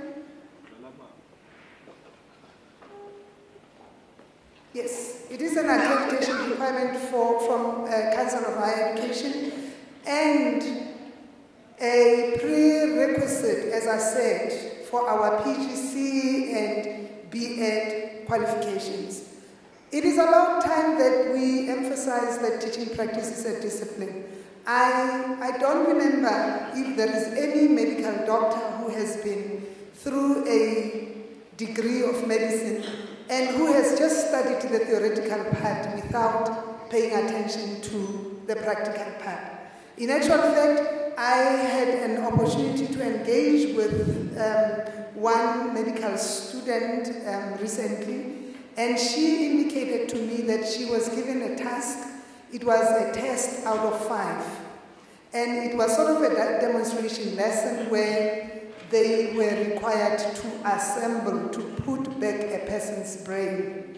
And she was very upset that she got 0. Actually, the rules of the test were you either get 5 out of 5 or nothing. Now, she was very upset because she failed the test. And I said, but this makes sense to me. It means you killed a person. You were not able to put back everything where it is supposed to be. So it is true, you deserve to fail because you did not, as I said, put everything back where it's supposed to be. Colleagues, this is the same approach with teaching practice. However, we acknowledge that as Unisa, we are different from all other institutions, and we cannot be compared with contact institutions simply because we're not even funded as such. We're funded as an ODEL institution, so we need to pay attention to the requirements of the ODEL model. Therefore, we implement methodologies and other creative ways of engaging students, of creating professional discussions. That environment, you heard this morning, we were speaking about the student retention unit, and Prof. Mbuni then elaborated on the use of my Unisa and so on. So we cannot take out the ICT from teaching practice. We are in the office exploring the use of videotaped lessons. We are using teacher centers, as you can see on the screen. We are connected to quite a number of teacher centers today. And we using these methodologies in order to share good practices. Now, why teaching practice? As Unisa, we are concerned with the professional growth and support of our students. And therefore, we will always be committed towards strengthening relations with all other support structures, all other people, stakeholders that support us in teaching practice. And these are mentors in schools, these are supervisors, and these supervisors can simply be academics from Unisa or our externally contracted supervisors. We also have established relations with provincial departments of education. In 2018 already, the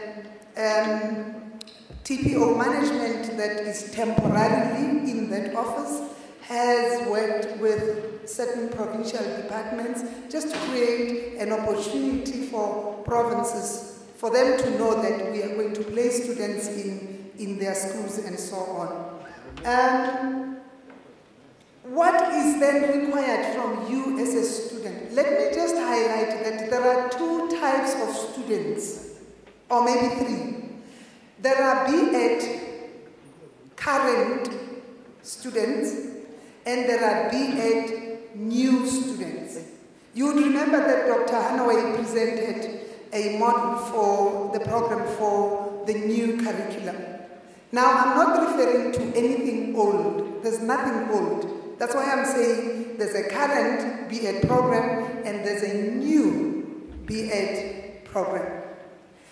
Now, the third group of students are our PGCE students. I'm not sure, Prof. Mahanu, I'm just assuming some of them might be present in our midst, so I will just try to cover them as well. you need to go through administration, unfortunately. You need to pay attention to your tutorial letter 101, which outlines what teaching practice is and how it is supposed to be carried forward. There are provincial coordinators mentioned. We have provinces in South Africa. We also have an office in our teaching practice unit that is called SADC and International Students. So we do support all these students that are registered at Unisa. Now, what do you need to do, first and foremost, as a student? We know you're registered. Please don't say, I am registered, I don't have to fill in this placement form. You need to fill in that form because it is for our control measures in the office. It is called a DSAR 25 form for national students, for students in South Africa. For international and SADC students, we use a DSAR 27 placement form. After completing this form, you will send it back to our offices. We will then confirm that you are placed in a school. In which school, students? You will choose your own school. We can't say go to Langenhoven, we'll school Langenhoven, because we don't know what the context is, what your situation is, whether you are able to travel to that school. So you will choose your own school and let us know where you're going to do your teaching practice. The duration of our teaching practice for B.Ed, it's 5 weeks. Dr. Hanaway, even for the new B.Ed, it's 5 weeks. The difference is what is going to happen in that 5 weeks. Now, I normally say, out of your 365 days in a year, you just have to give us for the B.Ed 25 blessed school days. That's all that we need, 25. For PGCE, we require that you spend 10 weeks at the school. And there is a reason for this. Most of our PGCE students do not have a teaching methodology. They are now in this qualification seeking to get a teaching methodology. That's why we need to place them in for a longer time in schools. Somebody asked a question about supervisors. You will be allocated a supervisor. The supervisor will contact you because supervisors already have lists of the students allocated to them. Even academics who have already requested lists from us, we have gone through our training last year. They have started requiring requesting lists, and we have provided them with such. Please note, the new B.Ed, you will not be seen by a supervisor. Should I repeat that? The new B.Ed, there are only 3 modules. TPF 2601, TPN, I think it's 2601 as well, and TPS. Only these 3 modules are located in the new B.Ed.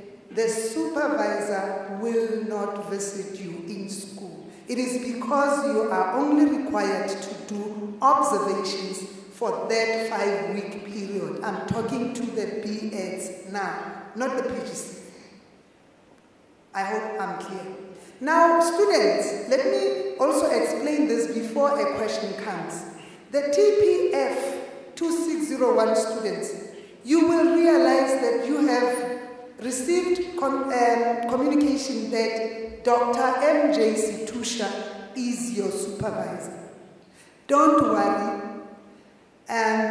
This is for our control measures in the office. When we capture placement forms, we have on our function, we must allocate a supervisor. Remember I said you're not going to be seen, but you're being allocated a supervisor. We'll get at a later stage and explain to you what this supervisor is going to do with you.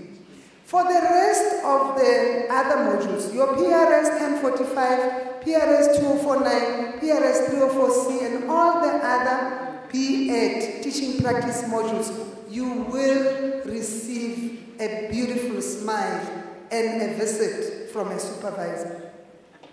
They will contact you, they will set up appointments with you.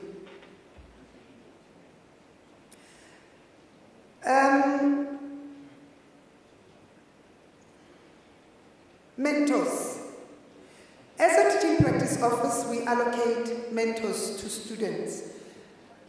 Let me rephrase. We don't allocate mentors to students. Mentors, upon you arriving at the school, the principal will allocate a mentor to you. The mentor is obviously an experienced teacher in your field who will guide and support you during your 5 or 10 weeks. These people are selected at school level. We don't have any influence. It's said if you don't like the mentor that is allocated to you, I'm sure you'll have to find another one or maybe move to another school, I'm not sure. We train these mentors as a teaching practice office.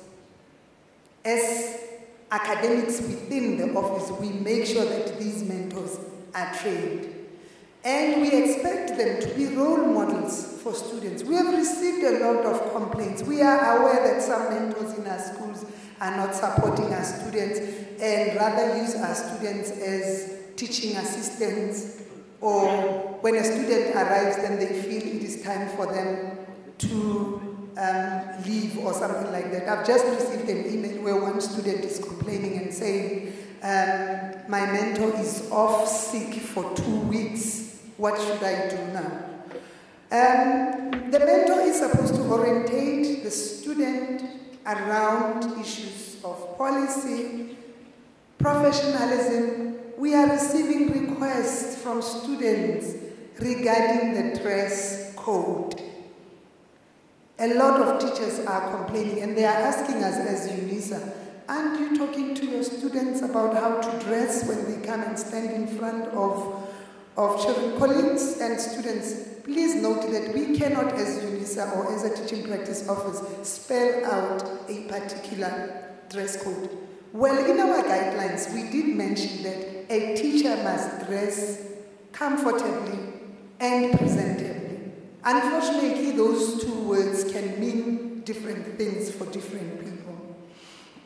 A mentor is supposed to orientate you as a student around all those aspects. Most importantly, how to prepare a lesson and how to present a lesson.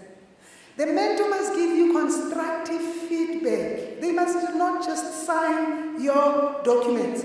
You can't get in a school in the first week and then in the last week, in your 5th week, go to your mentor with all your documents and say, ma'am, please sign here. I will not sign if I'm not that mentor. As a mentor, I need to observe you teach. I need to see how you assess learners. And as we go along, I will sign your workbooks. Mentors are required to engage with supervisors, and these mentors trust me. Often, I've got numerous emails from school-based mentors telling us about our students, our Unisa students who are in schools. We have supervisors. You might be lucky to receive a visit from Dr. Setlaku, from Memushiti Malika, from Ms. Mwila, or from Professor Mahan. We have 2 types of supervisors. We have academics, lecturers in the College of Education, and externally contracted supervisors. These supervisors that we contract, that are from outside, have been teachers themselves. We don't just grab anybody from the street and say, you look like you can become one of the supervisors at Unisa. They go through a process of application. We look at their credentials, we look at their qualifications, and how many years they have taught in a particular phase where we want them to supervise our students. So these supervisors are carefully selected. They attend workshops. We have a workshop tomorrow for internal supervisors. We make sure that they understand our mandate. Our mandate is professional growth and support of students. These supervisors engage with schools, with mentors, with students, and they liaise with the teaching practice office. They are encouraged to complete an assessment form. So this is how it happens. A supervisor will contact you and they will let you know that you must present a lesson in class. Unfortunately, this lesson cannot be presented in a Cafe 41 or in an engine garage or anywhere else. The lesson must take place in a school, in a classroom. The supervisor must observe you and complete the assessment form. And after that, there is a period, we call it post-conferencing, where there is critical reflection happening. You will tell the supervisor how you felt about the lesson, and the supervisor obviously will guide you on how maybe to improve if you need improvement. After submission of completion of the assessment forms, then the supervisors will submit these to our office. We have a question. Let me answer all the questions and hope that I won't have anything else after this presentation. Very often students ask us, I got an 80% from my supervisor visit, and strangely, I failed the module. Now, this is a student who has not read Tutorial Letter 101, who does not understand the assessment plan for the teaching practice module. I'm not speaking French. Where is the assessment plan for your module? It is indicated in your Tutorial Letter 101. Tutorial Letter 101 tells you what the percentage is for your year mark and what the percentage is for all your other teaching practice workbooks. Unfortunately, we still have students that believe they can do teaching practice at home. There's a student who called me and said, but I've got 3 sets of twins. These twins are of different age groups. Now, I can easily observe my 3 sets of twins and complete the workbook and submit it. I said, you're missing out on the core. You see, beyond your 3 sets of twins, we need social interaction, for an example. We need to see how you manage discipline in a classroom. So those are some of the challenges that we face. You will need to go through your Tutorial Letter 101 and understand that the mark that the supervisor will give you does not contribute towards your assessment mark. This is clearly explained in Tutorial Letter 101. Now, we have a vision as an office, and above everything else, we are committed to providing an excellent service and meaningful work-integrated learning for our students. This will be enhanced through the support that we provide to our supervisors and school-based mentors, the training that we give to all our stakeholders. We continue reviewing our assessment forms. That document that the supervisor will have when they visit you at school is reviewed from time to time with the lecturers involved.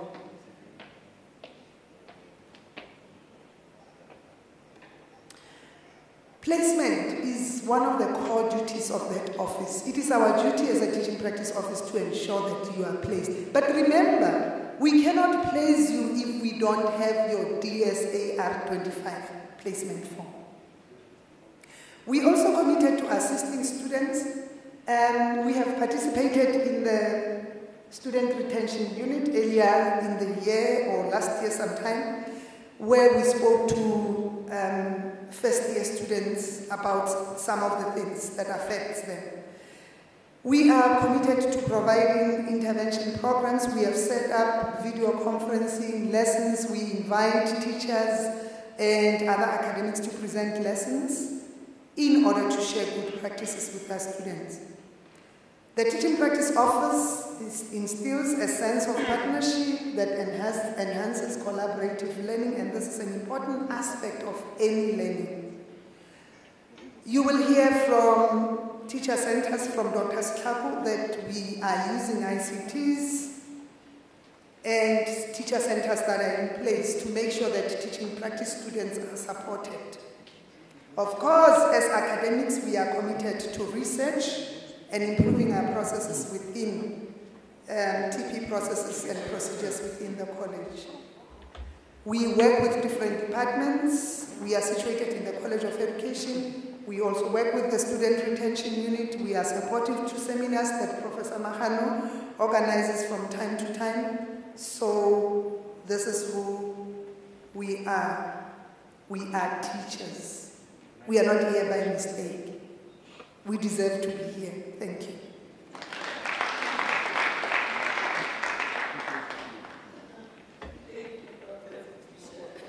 We are teachers indeed. Colleagues, I see that we are now running out of time and we still have 3 other speakers. We must not miss the following 3 speakers. Dr. Setago will be speaking about teacher centers across the country, and Dr. Lidwawa and Dr. Muhasha will be speaking about students with disabilities and need to know what to do, how. And also as students or student teachers, when you go out in the field, you need to know that in class you must be inclusive. This is important. And the last speaker for the day, you mustn't miss this lady, Dr. Laverne Williams from USA. I met this lady about 30 years ago. It was 30 years ago when we met Dr. Laverne in Kharatoua.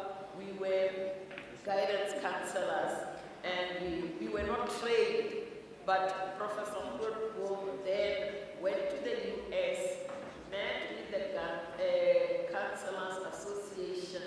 They came to Kharatoua, and time and again we received informal training until we enrolled with the Unisa UP to be trained as guidance counselors. And to date, 30 years after, she is still committed to support South African schools and families that are impoverished. They started a feeding scheme before the government could initiate a feeding scheme. So you must not go home. There is still food outside. After listening to Dr. Laverne Williams, then we can go home and know what a teacher can do to improvise. Professor Woodward trained us without any formal training. So I was just saying, don't go home. Even at the teacher centers, don't go home. We still have a dynamite coming to address us. Dr. Sitla, come and tell us about the teacher centers, and it will be followed by Dr. Lidwawa and Muhasha. Applaud Dr. Sitla.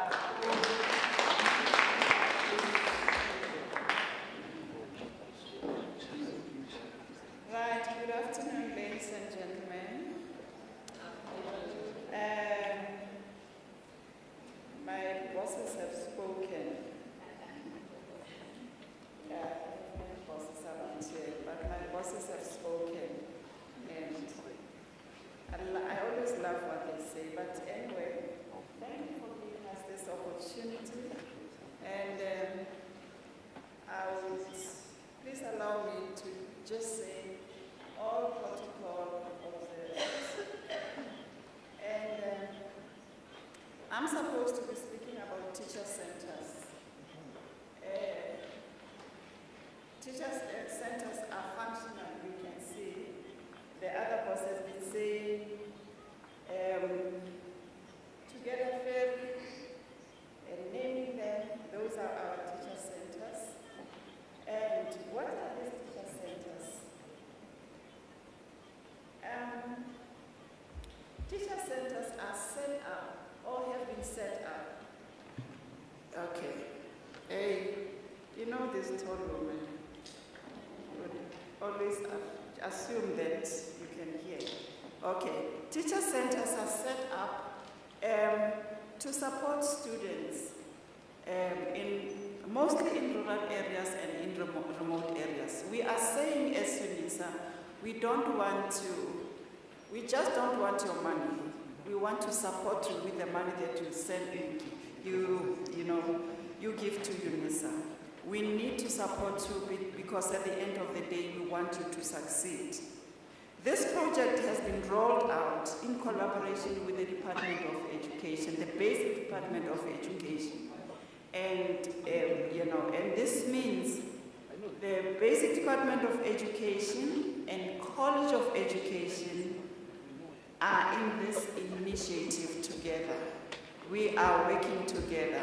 So don't think because we are a university international and we want to discuss our government. Our government is supporting us and we need to be working together and support each other. And it involves providing and extending online access and support Unisa students, particularly in deep rural areas and remote areas. You have heard from many speakers that Unisa is going online. Unisa is an e-learning sort of institution, so we have to provide support to our students who are in deep rural areas and who are in remote areas. It is very important. Support is important whether you're a student or not, but support is very, very important. So what have we done? We have deployed infrastructure to these teacher centers that I'm talking about. Why? What is the purpose of doing this? We want to take distance learning out of distance. We are trying to say to our students, we know that you are isolated, but we want to remove that isolation. So you go to the teacher center where you will get support, where you will get help if you are not computer literate.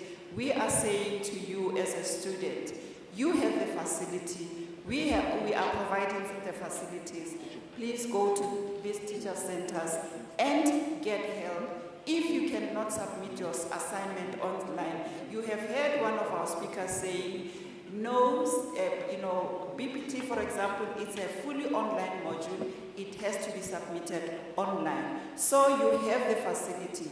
You have the teacher centers to rush there and submit your online your assignments. And as I indicated, we are trying to provide access. We have provided access to students in those rural areas. And also, because we are in a teaching field, we are trying to improve the quality of teachers in most of the quality of teaching and learning in mostly rural communities. And what is important, what we are saying now as Unisa, we are saying we don't want our students to be left behind. None of our students need to be left behind. And, we are trying because we want to produce the best teachers, as we know that Unisa is producing the bulk of our teachers in this country. So we must make sure that we are doing a good job, because when you go out there to teach, you must be ready to teach. So how to make you ready as a student for you to go out and teach? Okay. We are currently have teacher centers located in Mpumalanga, in KZN, in Northwest, and in Gauteng. And in Mpumalanga, we have about 5 teacher centers. And if you know Mpumalanga is rural, but not very rural, but it is rural. KZN, there are many areas which are rural. And why do we have 17 teacher centers in Mpumalanga? Is because the bulk of our students are in Mpumalanga. So we need to make sure that they get all the best services. But all of you are getting the best services from Unisa.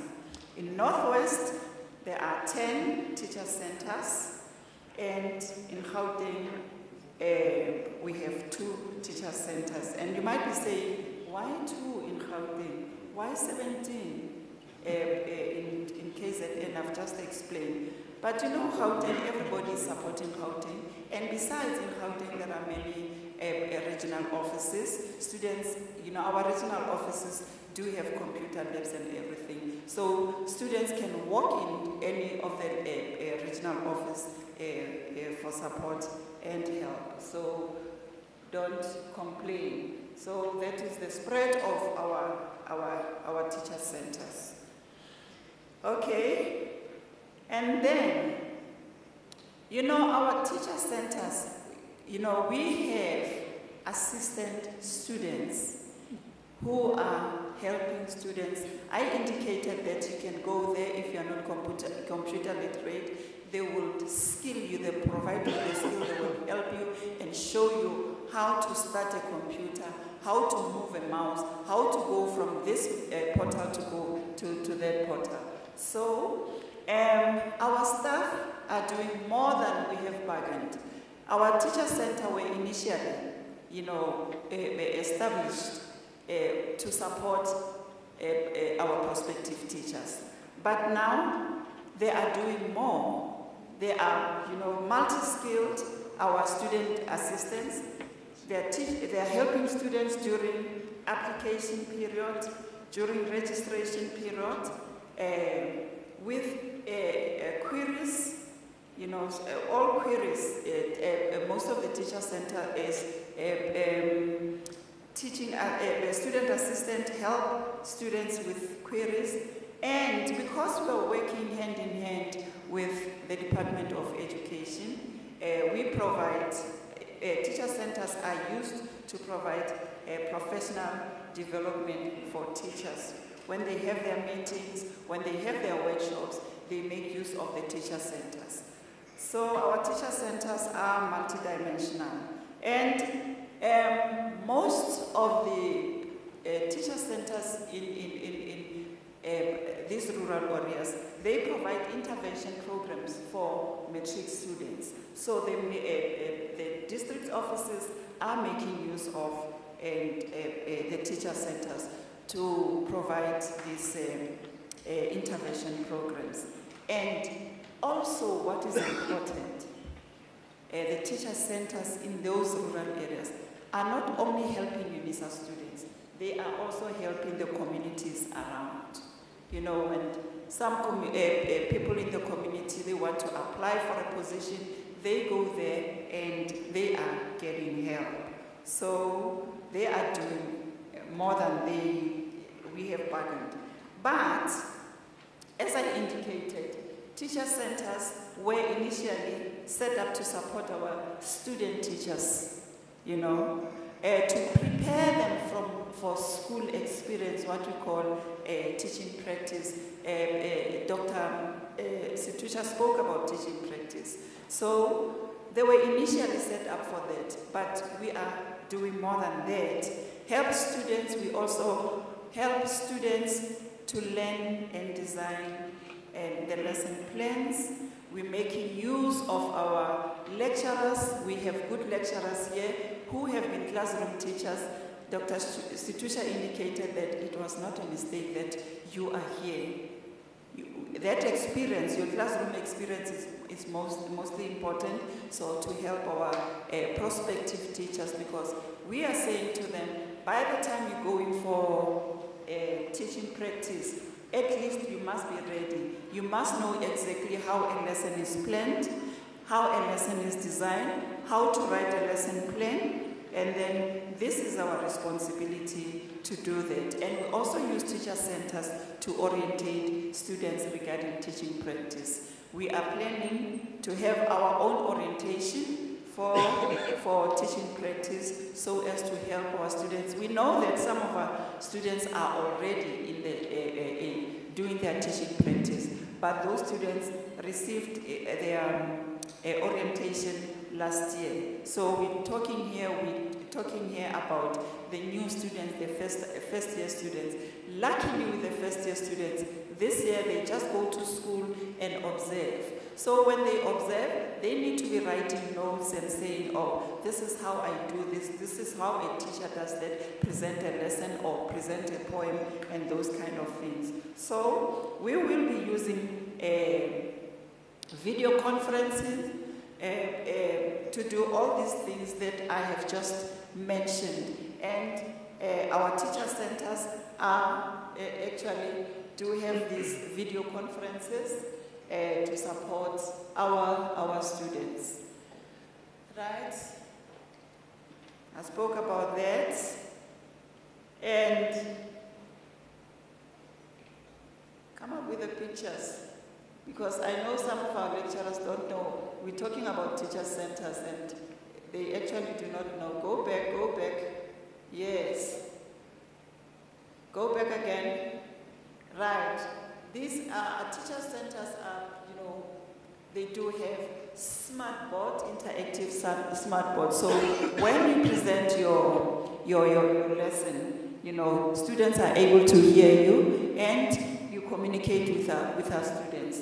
We also have, you know, in each teacher centers, there are 31 laptops. So students can go there you know, they can go there and submit, as I indicated, do their own research.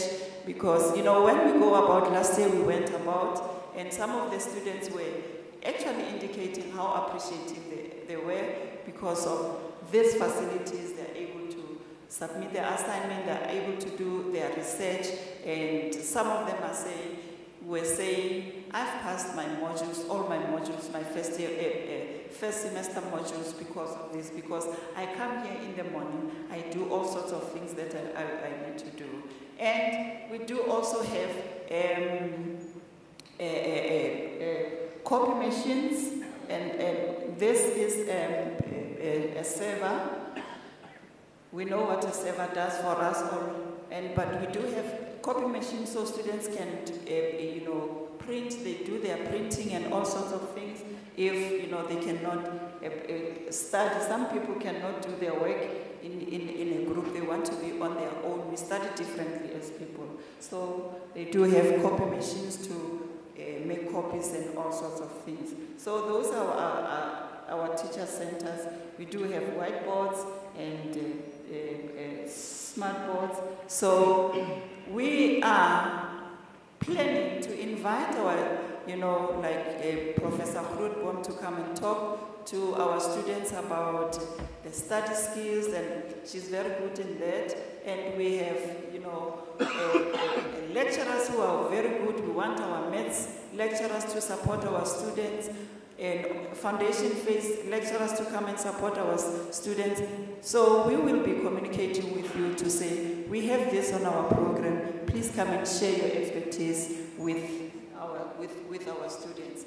And I'm also working with these very energetic young boys, and this other lady who's been responding to the questions or asking questions, she is very much hands-on. Her name doesn't appear here, but her name is Raisibe Matume. She's working with us, and she's helping us tremendously as far as the queries, students' queries are concerned. She's very hands-on. And these guys are also very hands-on. We have seen Mr. Vishaka. We have Mr. Mohamed. He's hiding somewhere. I haven't seen him for the past 3 weeks.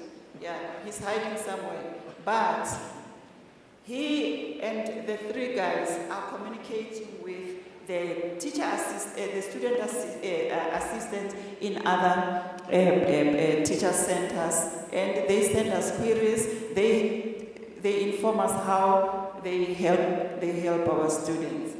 And you know, previously teacher centers were not that very much utilized, but 2017 we saw it was like the beginning of students utilizing the teacher centers. But the 2018 there was just this big jump, you know, of students making use of the teacher centers. So you can see on this graph how all the teacher centers from January up until December. Since we are saying to you, students are very appreciative of the support that we are providing them. Guys, thank you very much.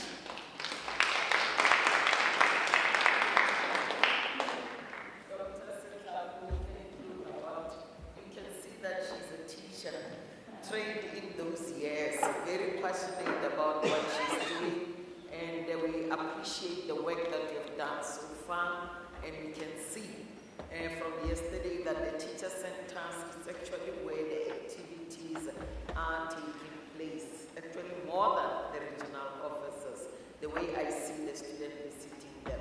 Thank you so much. And we'll call Dr. Lebron from the Department of Inclusive Education to come and present on students with disabilities. This is a core function of a teacher. Currently, all the schools are to be declared as full service schools. And if it's a full service school, it must indeed embrace every learner. Let us pay attention so that you know that even during teaching practice, what must you do if you encounter learners with disabilities? Thank you.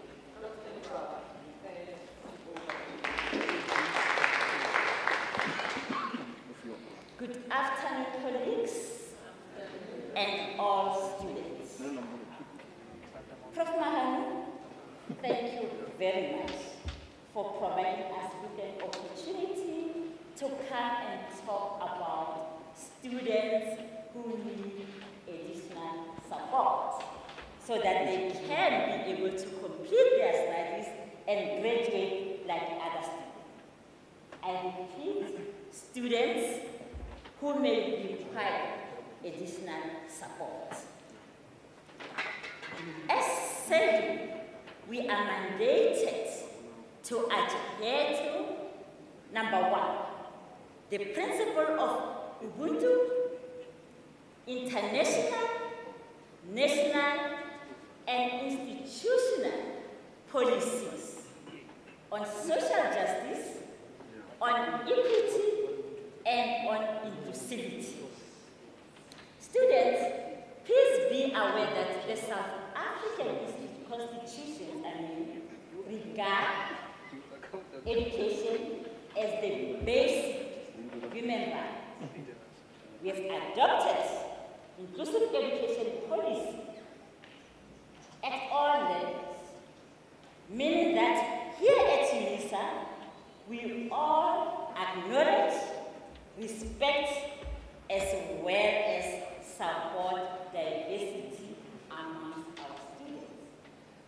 And because of these policies, we are aware of intrinsic as well as extrinsic or external factors that can negatively affect students' learning.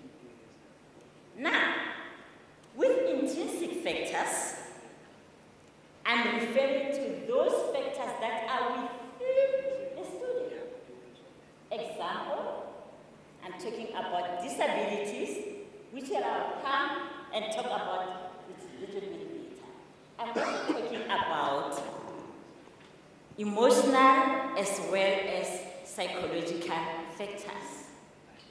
Examples of emotional or psychological factors is you find that a person has experienced a traumatic event, or that particular person was traumatized by an event such as crime. So that is an example of a student who needs additional support.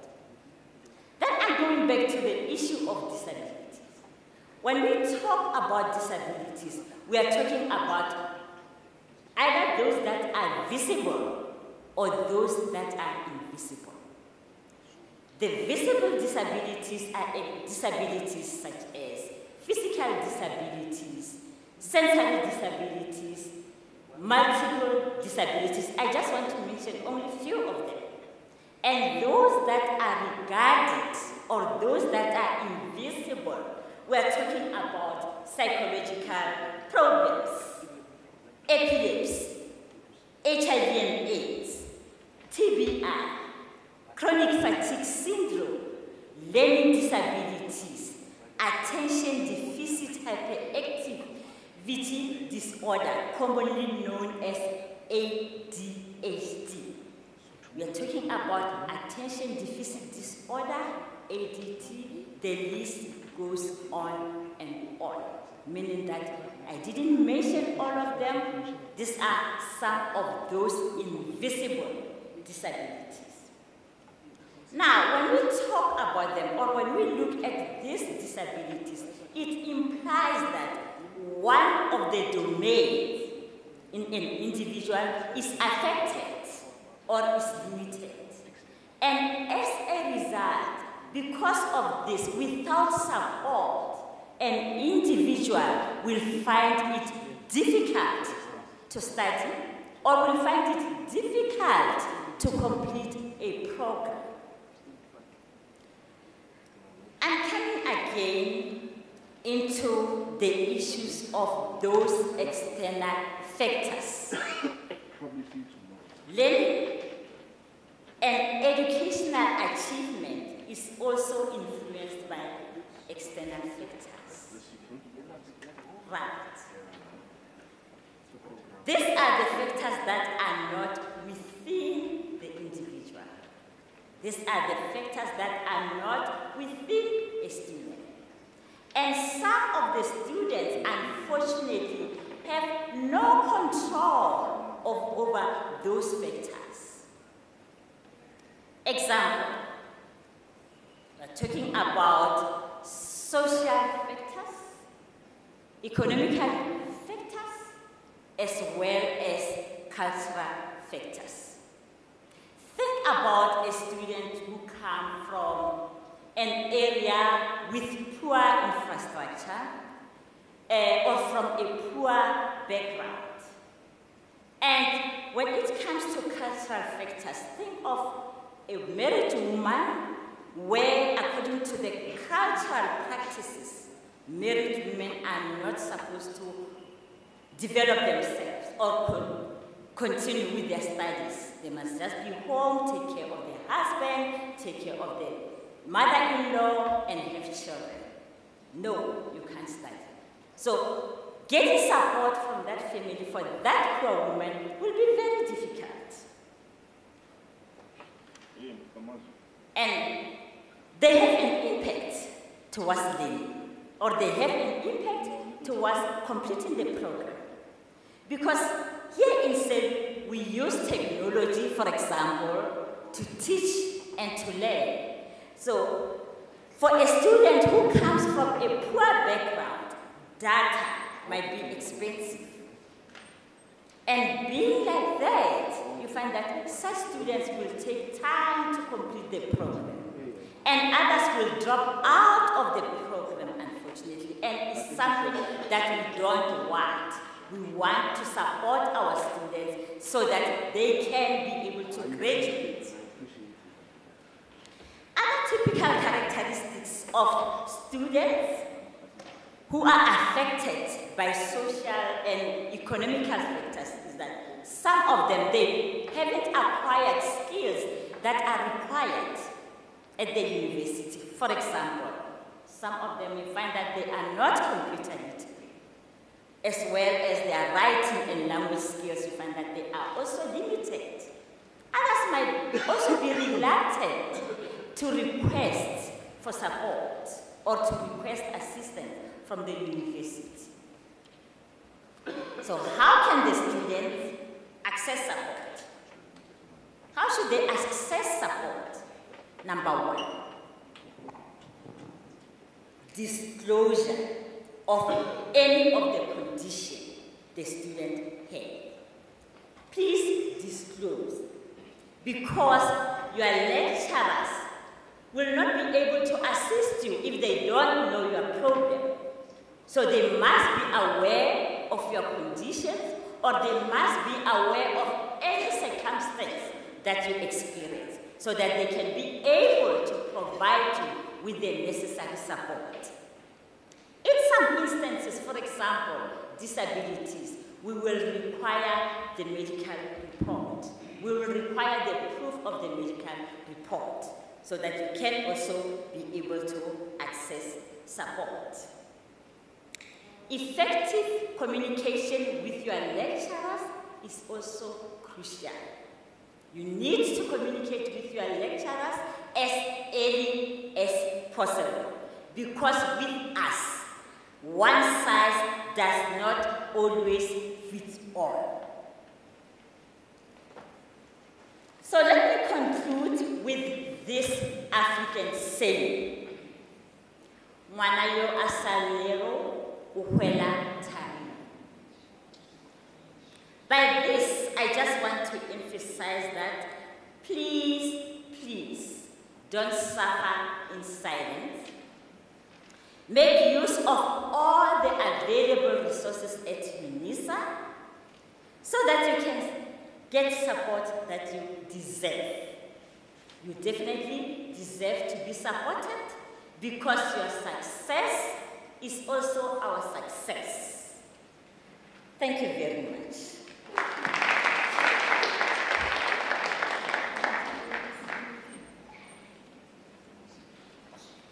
Thank you so much, Dr. Lidwaba, for being so quick. Colleagues, we are having graduations in the very same venue, so we are pressed by time. Dr. Mahashwa, may you quickly come and tell us what ACT-SUITE is all about, and control, if you can put the slides of Dr. Mahashwa. And Dr. Laben, can you email me your presentation? It's already there. Okay, thank you. Colleagues, I'll be as quick as possible now. I'm going to do a presentation about ACT-SUITE.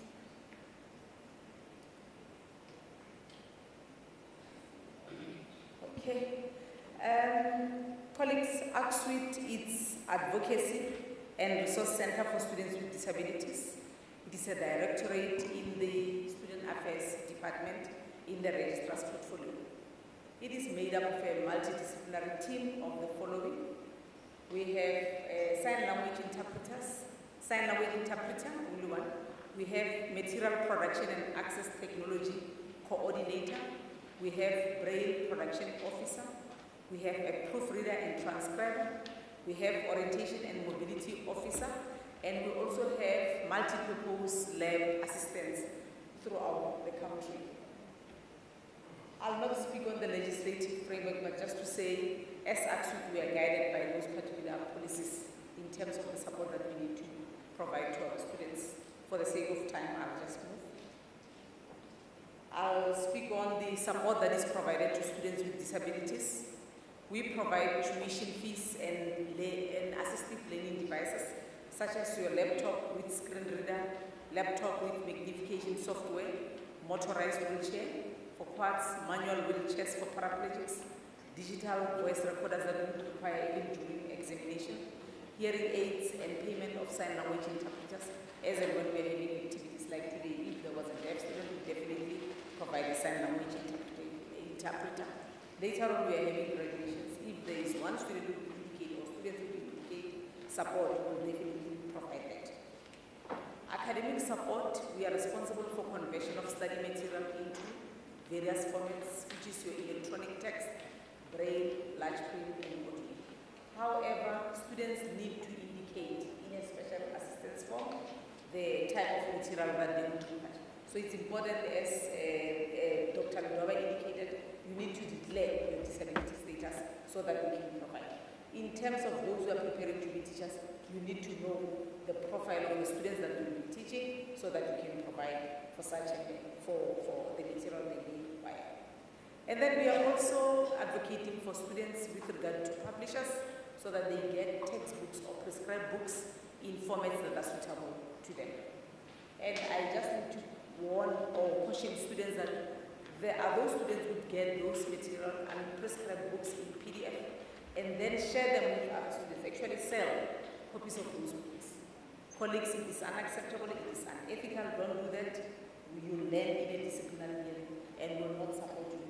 But instead will share information about you so that students can be careful not to do that. We are also doing orientation and training workshops. We do request concessions with regard to extensions for assignments, but we are not saying students should not do their work on time. For instance, those who said we are supposed to be doing this at schools and all that, you tell us in advance and then we can provide support.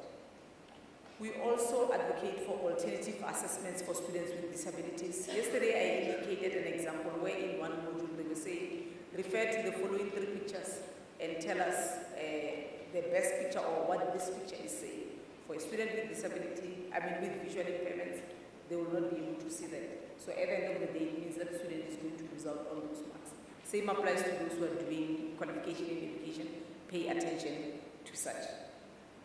We advise DSAA to consider students with disabilities when allocating venues for exams, provided they've completed the forms for special examination arrangements.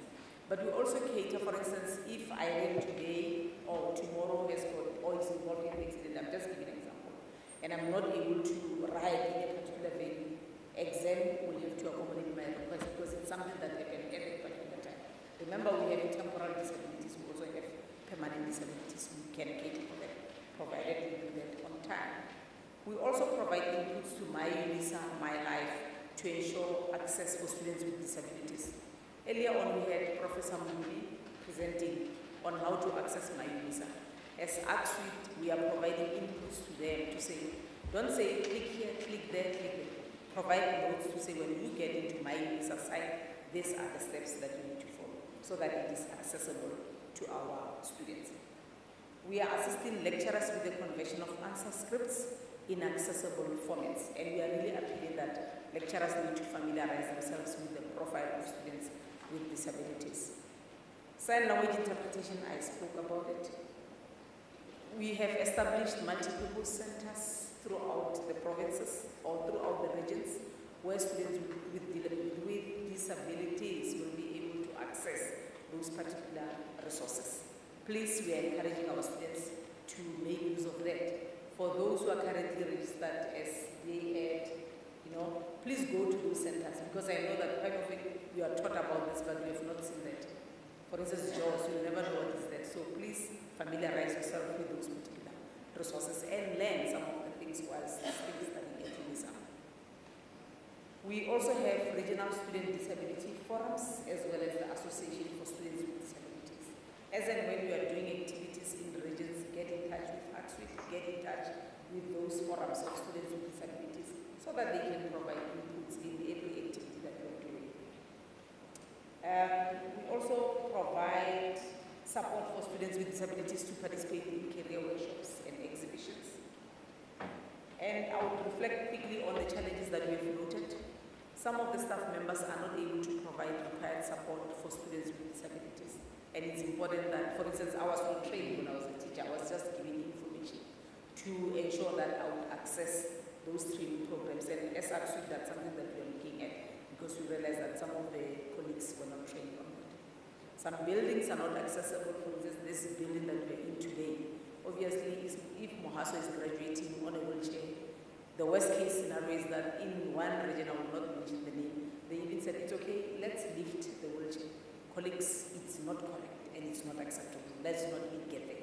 Let's make sure that when we prepare workshops, we also consider logistics and say, oh, by the way, we're having this particular students and accommodate them. The reluctance to disclose due to fear and victimization, we are really appealing. Please declare, provide the necessary documentation, provide the necessary medical reports so that we can provide support. We are not going to discriminate against you, but we are going to support you so that, just like other students, you can complete on time.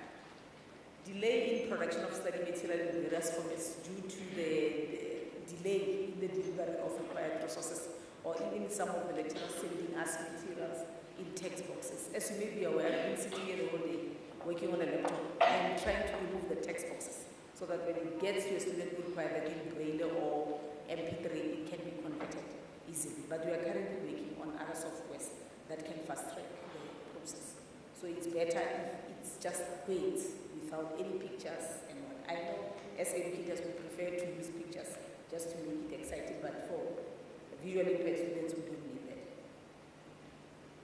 We are having some service providers, before that, the publishers who are delaying in assisting us as and when we require prescribed textbooks in particular formats. So I'm really appealing that as the college, it will be important that as lecturers, once we have identified or we have selected prescribed books, let's also ensure that the very publishers will be willing to can provide those alternative formats, or to make it a provision to say when a lecturer is requesting for this particular prescribed book, that should also be available in Braille and Audio, so that students can also have access. Some service providers are taking advantage of our students. You remember earlier when I spoke about assistive devices. Simply because a student is getting Funza Lushaka or NSFAS Bazari, they will charge high prices. And we are having some students who are sharing information about our own students to this particular colleagues who are really taking advantage of students. So let's be careful of that. And to students, please don't fall into that trap where a person will say, I'll give you a pool of 50,000 rand, then we'll share the other revenue. Once we get that, we'll definitely take you to student discipline. Assessments not catering the needs of students, I spoke about it. The students with disabilities, colleagues, they encounter challenges with career opportunities and pathing. And I believe next year, when we have a session like this, I would want to hear colleagues in terms of employment. Have we created opportunities for students with disabilities? If not, I'm really humbly appealing that let's consider it. I'm not saying if Mohaswa does not meet the requirements simply because Mohaswa is visually impaired, just accommodate him. You know what I'm saying? Where they meet the requirements, let's open opportunities for them. When we are advertising positions for student workers, send that advert to us so that we can convert that into Braille, Audio, and all, so that other students can access it.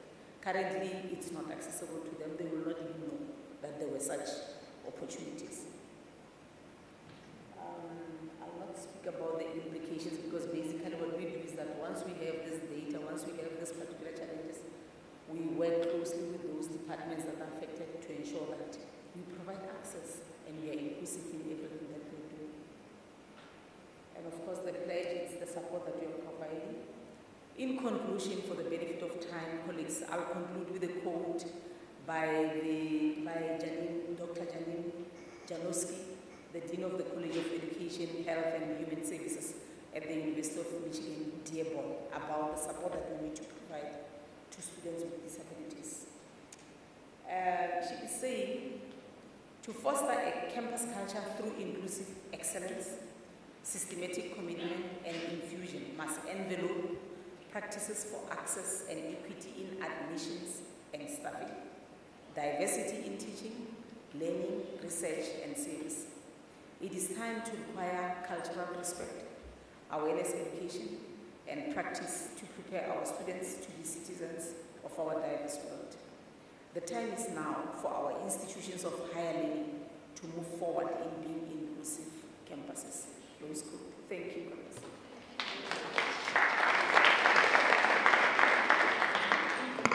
Thank you, Dr. Mohaswa. You were so quick. I think departments should invite Dr. Mohaswa so that we know how to set question papers and even the books that we prescribe.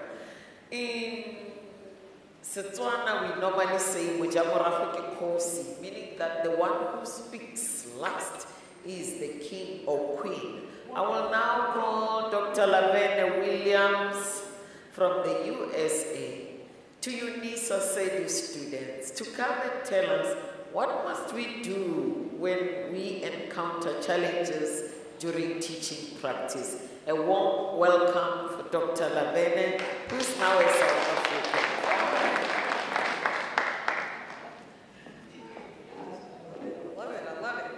And I'm going to be timely. I have a timekeeper right there.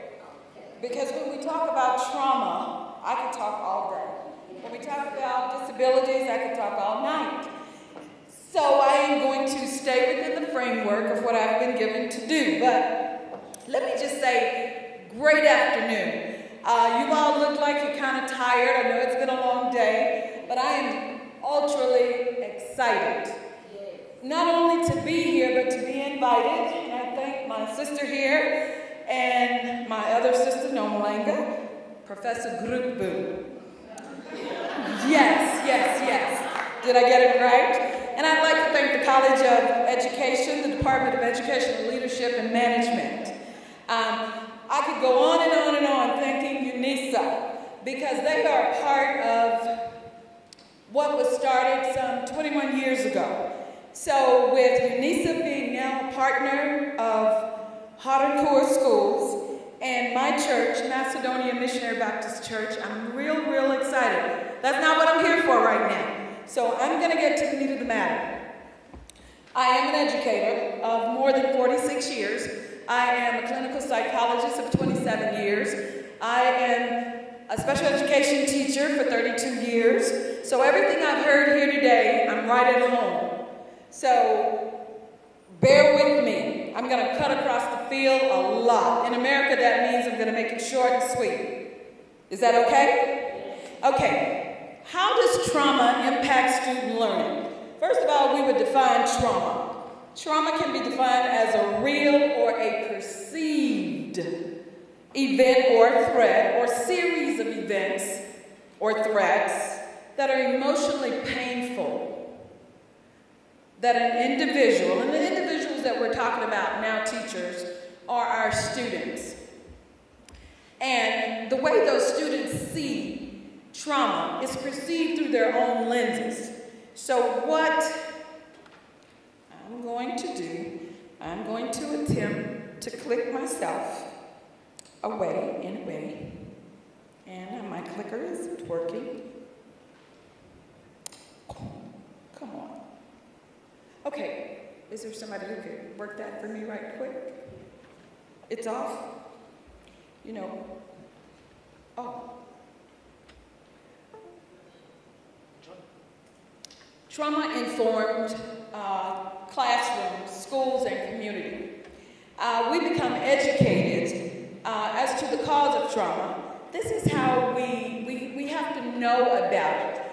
In the United States, right now, our students are traumatized, our communities are traumatized, our schools are traumatized because of school violence, because of suicides, because of a lot of things, and I don't have time, I know, to go into all of those things. But we have to educate ourselves first.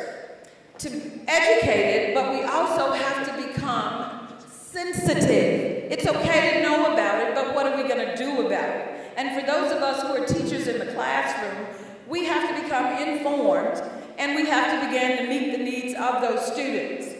Now, there is a thing called ACEs. I know most of you, or all of us have heard of ACEs. When we look at this, and if I had the time, I would go through the whole ordeal, and we could see where we fit in the scheme of things, because when our students are in the classroom, they have these ACEs. And a lot of times we're trying to teach them, we're trying to motivate them, and there is no place to do that because of the trauma they have encountered. And so when we look at the ACEs, and I have to tell you right now, my ACE score is a 7. How many of us have heard of ACEs? Okay. ACEs is the backbone of trauma when we deal with children, parents, adults, really everybody. And when you look at your adverse childhood experiences, doesn't matter if you are 40 years old, 50 years old, 60 years old, 100 years old, you have encountered some of these. And those 10 ACEs, there are 10 of them now, it's probably more. The statistics here, maybe 2, 3 years old. But with the way society is rolling now, I'm sure there are more. So, we will have students in our classrooms with an ACE score of at least 6. For every one of these that you can say, yes, this happened to me, that is a point. So when I look at mine, it's 6, 7, if we can be honest and truthful with ourselves. So then we have to become sensitive to the students to the learners that we are working with. And meaning that, have they suffered childhood physical abuse, childhood sexual abuse, childhood emotional abuse, emotional neglect, physical neglect, growing up with a mentally ill, depressed, or suicidal person in their house, a drug addicted or alcoholic family member. Remember, every one of these you can say yes to. That is a point for your ACE score. Witnessing domestic violence, the mother, the father, and now the kids. In the olden days, it used to be mom and dad, but now it's mom, dad, and the kids. Loss of a parent to death or abandoned, having to live with people you don't even know. Incarceration of any family member for a crime that was committed. Now, when we look at these painful statistics, 1 out of every 4 children attending school has been exposed to a traumatic event that can affect learning and or behavior.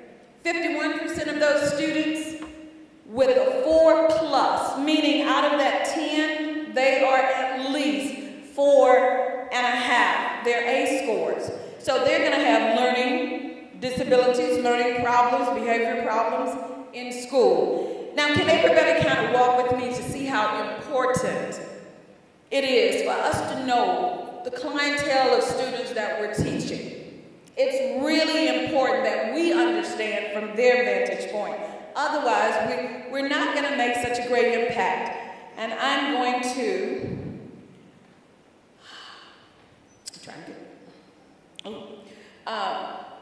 when we look at this pyramid, when we look at this, the A score, with a score of 4, just 4, because you have 6 more left, 460% are more likely to be diagnosed with depression.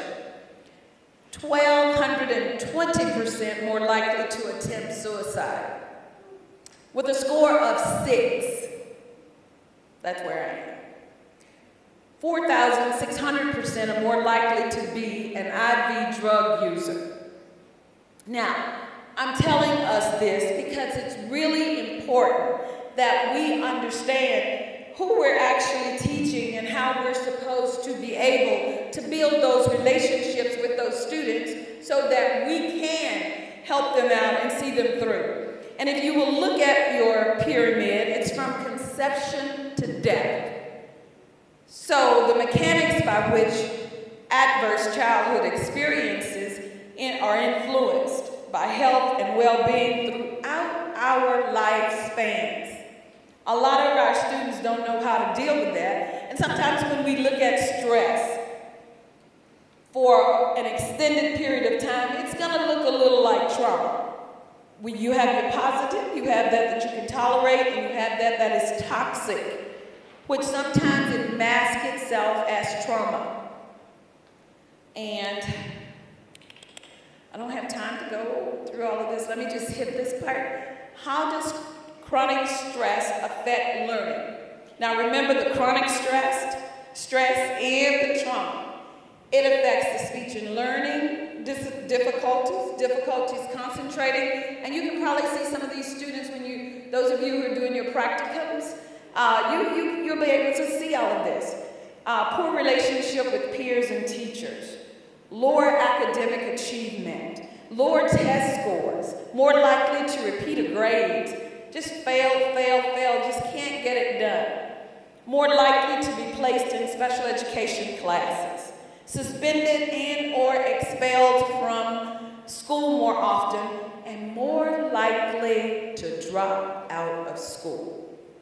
So, if we think about, there is some good news. And the good news is, for all of the serious issues that are associated with trauma, human beings, we're real resilient. With the proper interventions and self-care that we don't have time to talk about today, the worst effects of trauma can be mitigated, and people can move forward to a healthy, productive life. And we, the people in this room, are the ones who make the difference. Ways to support our students. The general practices are consult the trauma-sensitive classroom checklist. I have that. When I was putting this PowerPoint together, I had to pick and choose, and so I hope I've chosen some that are helpful to you. The best way for us to do this, and this is in a nutshell, the best way for us to do this is to build relationships. And a lot of times as teachers, We don't do that well because we're so concerned about the curriculum and where I'm from, the standards and the Common Core and all these things that the people, I call them in the glass top ceilings, are telling us to do. But we forget about building relationships. So on behalf of being invited by this wonderful university, I thank you for hearing me. And if you have any questions for me, I'll be happy to answer those. Thank you, thank you, thank you.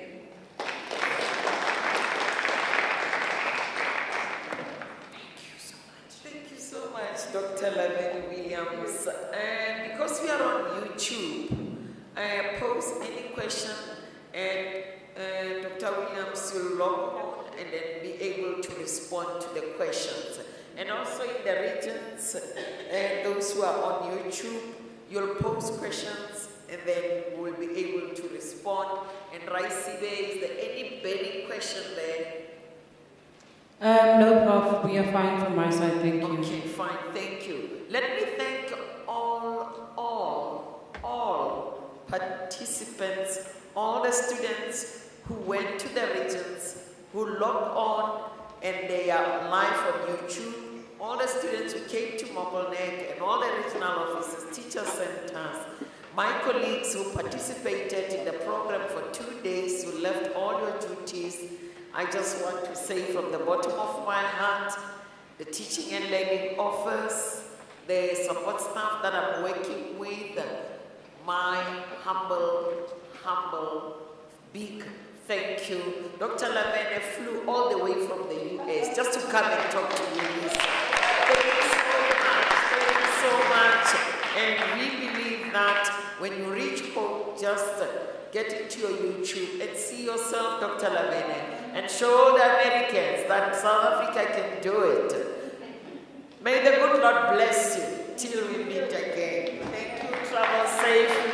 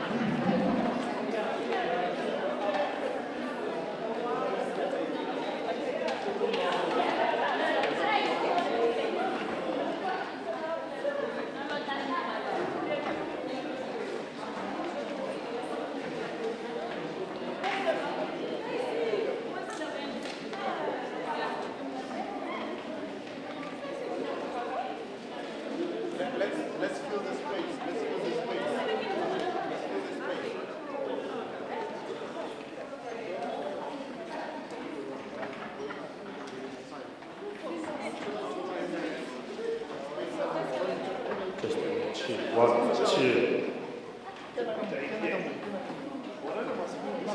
1, 2.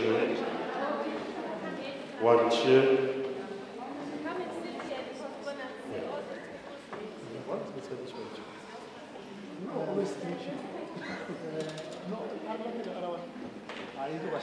One, two.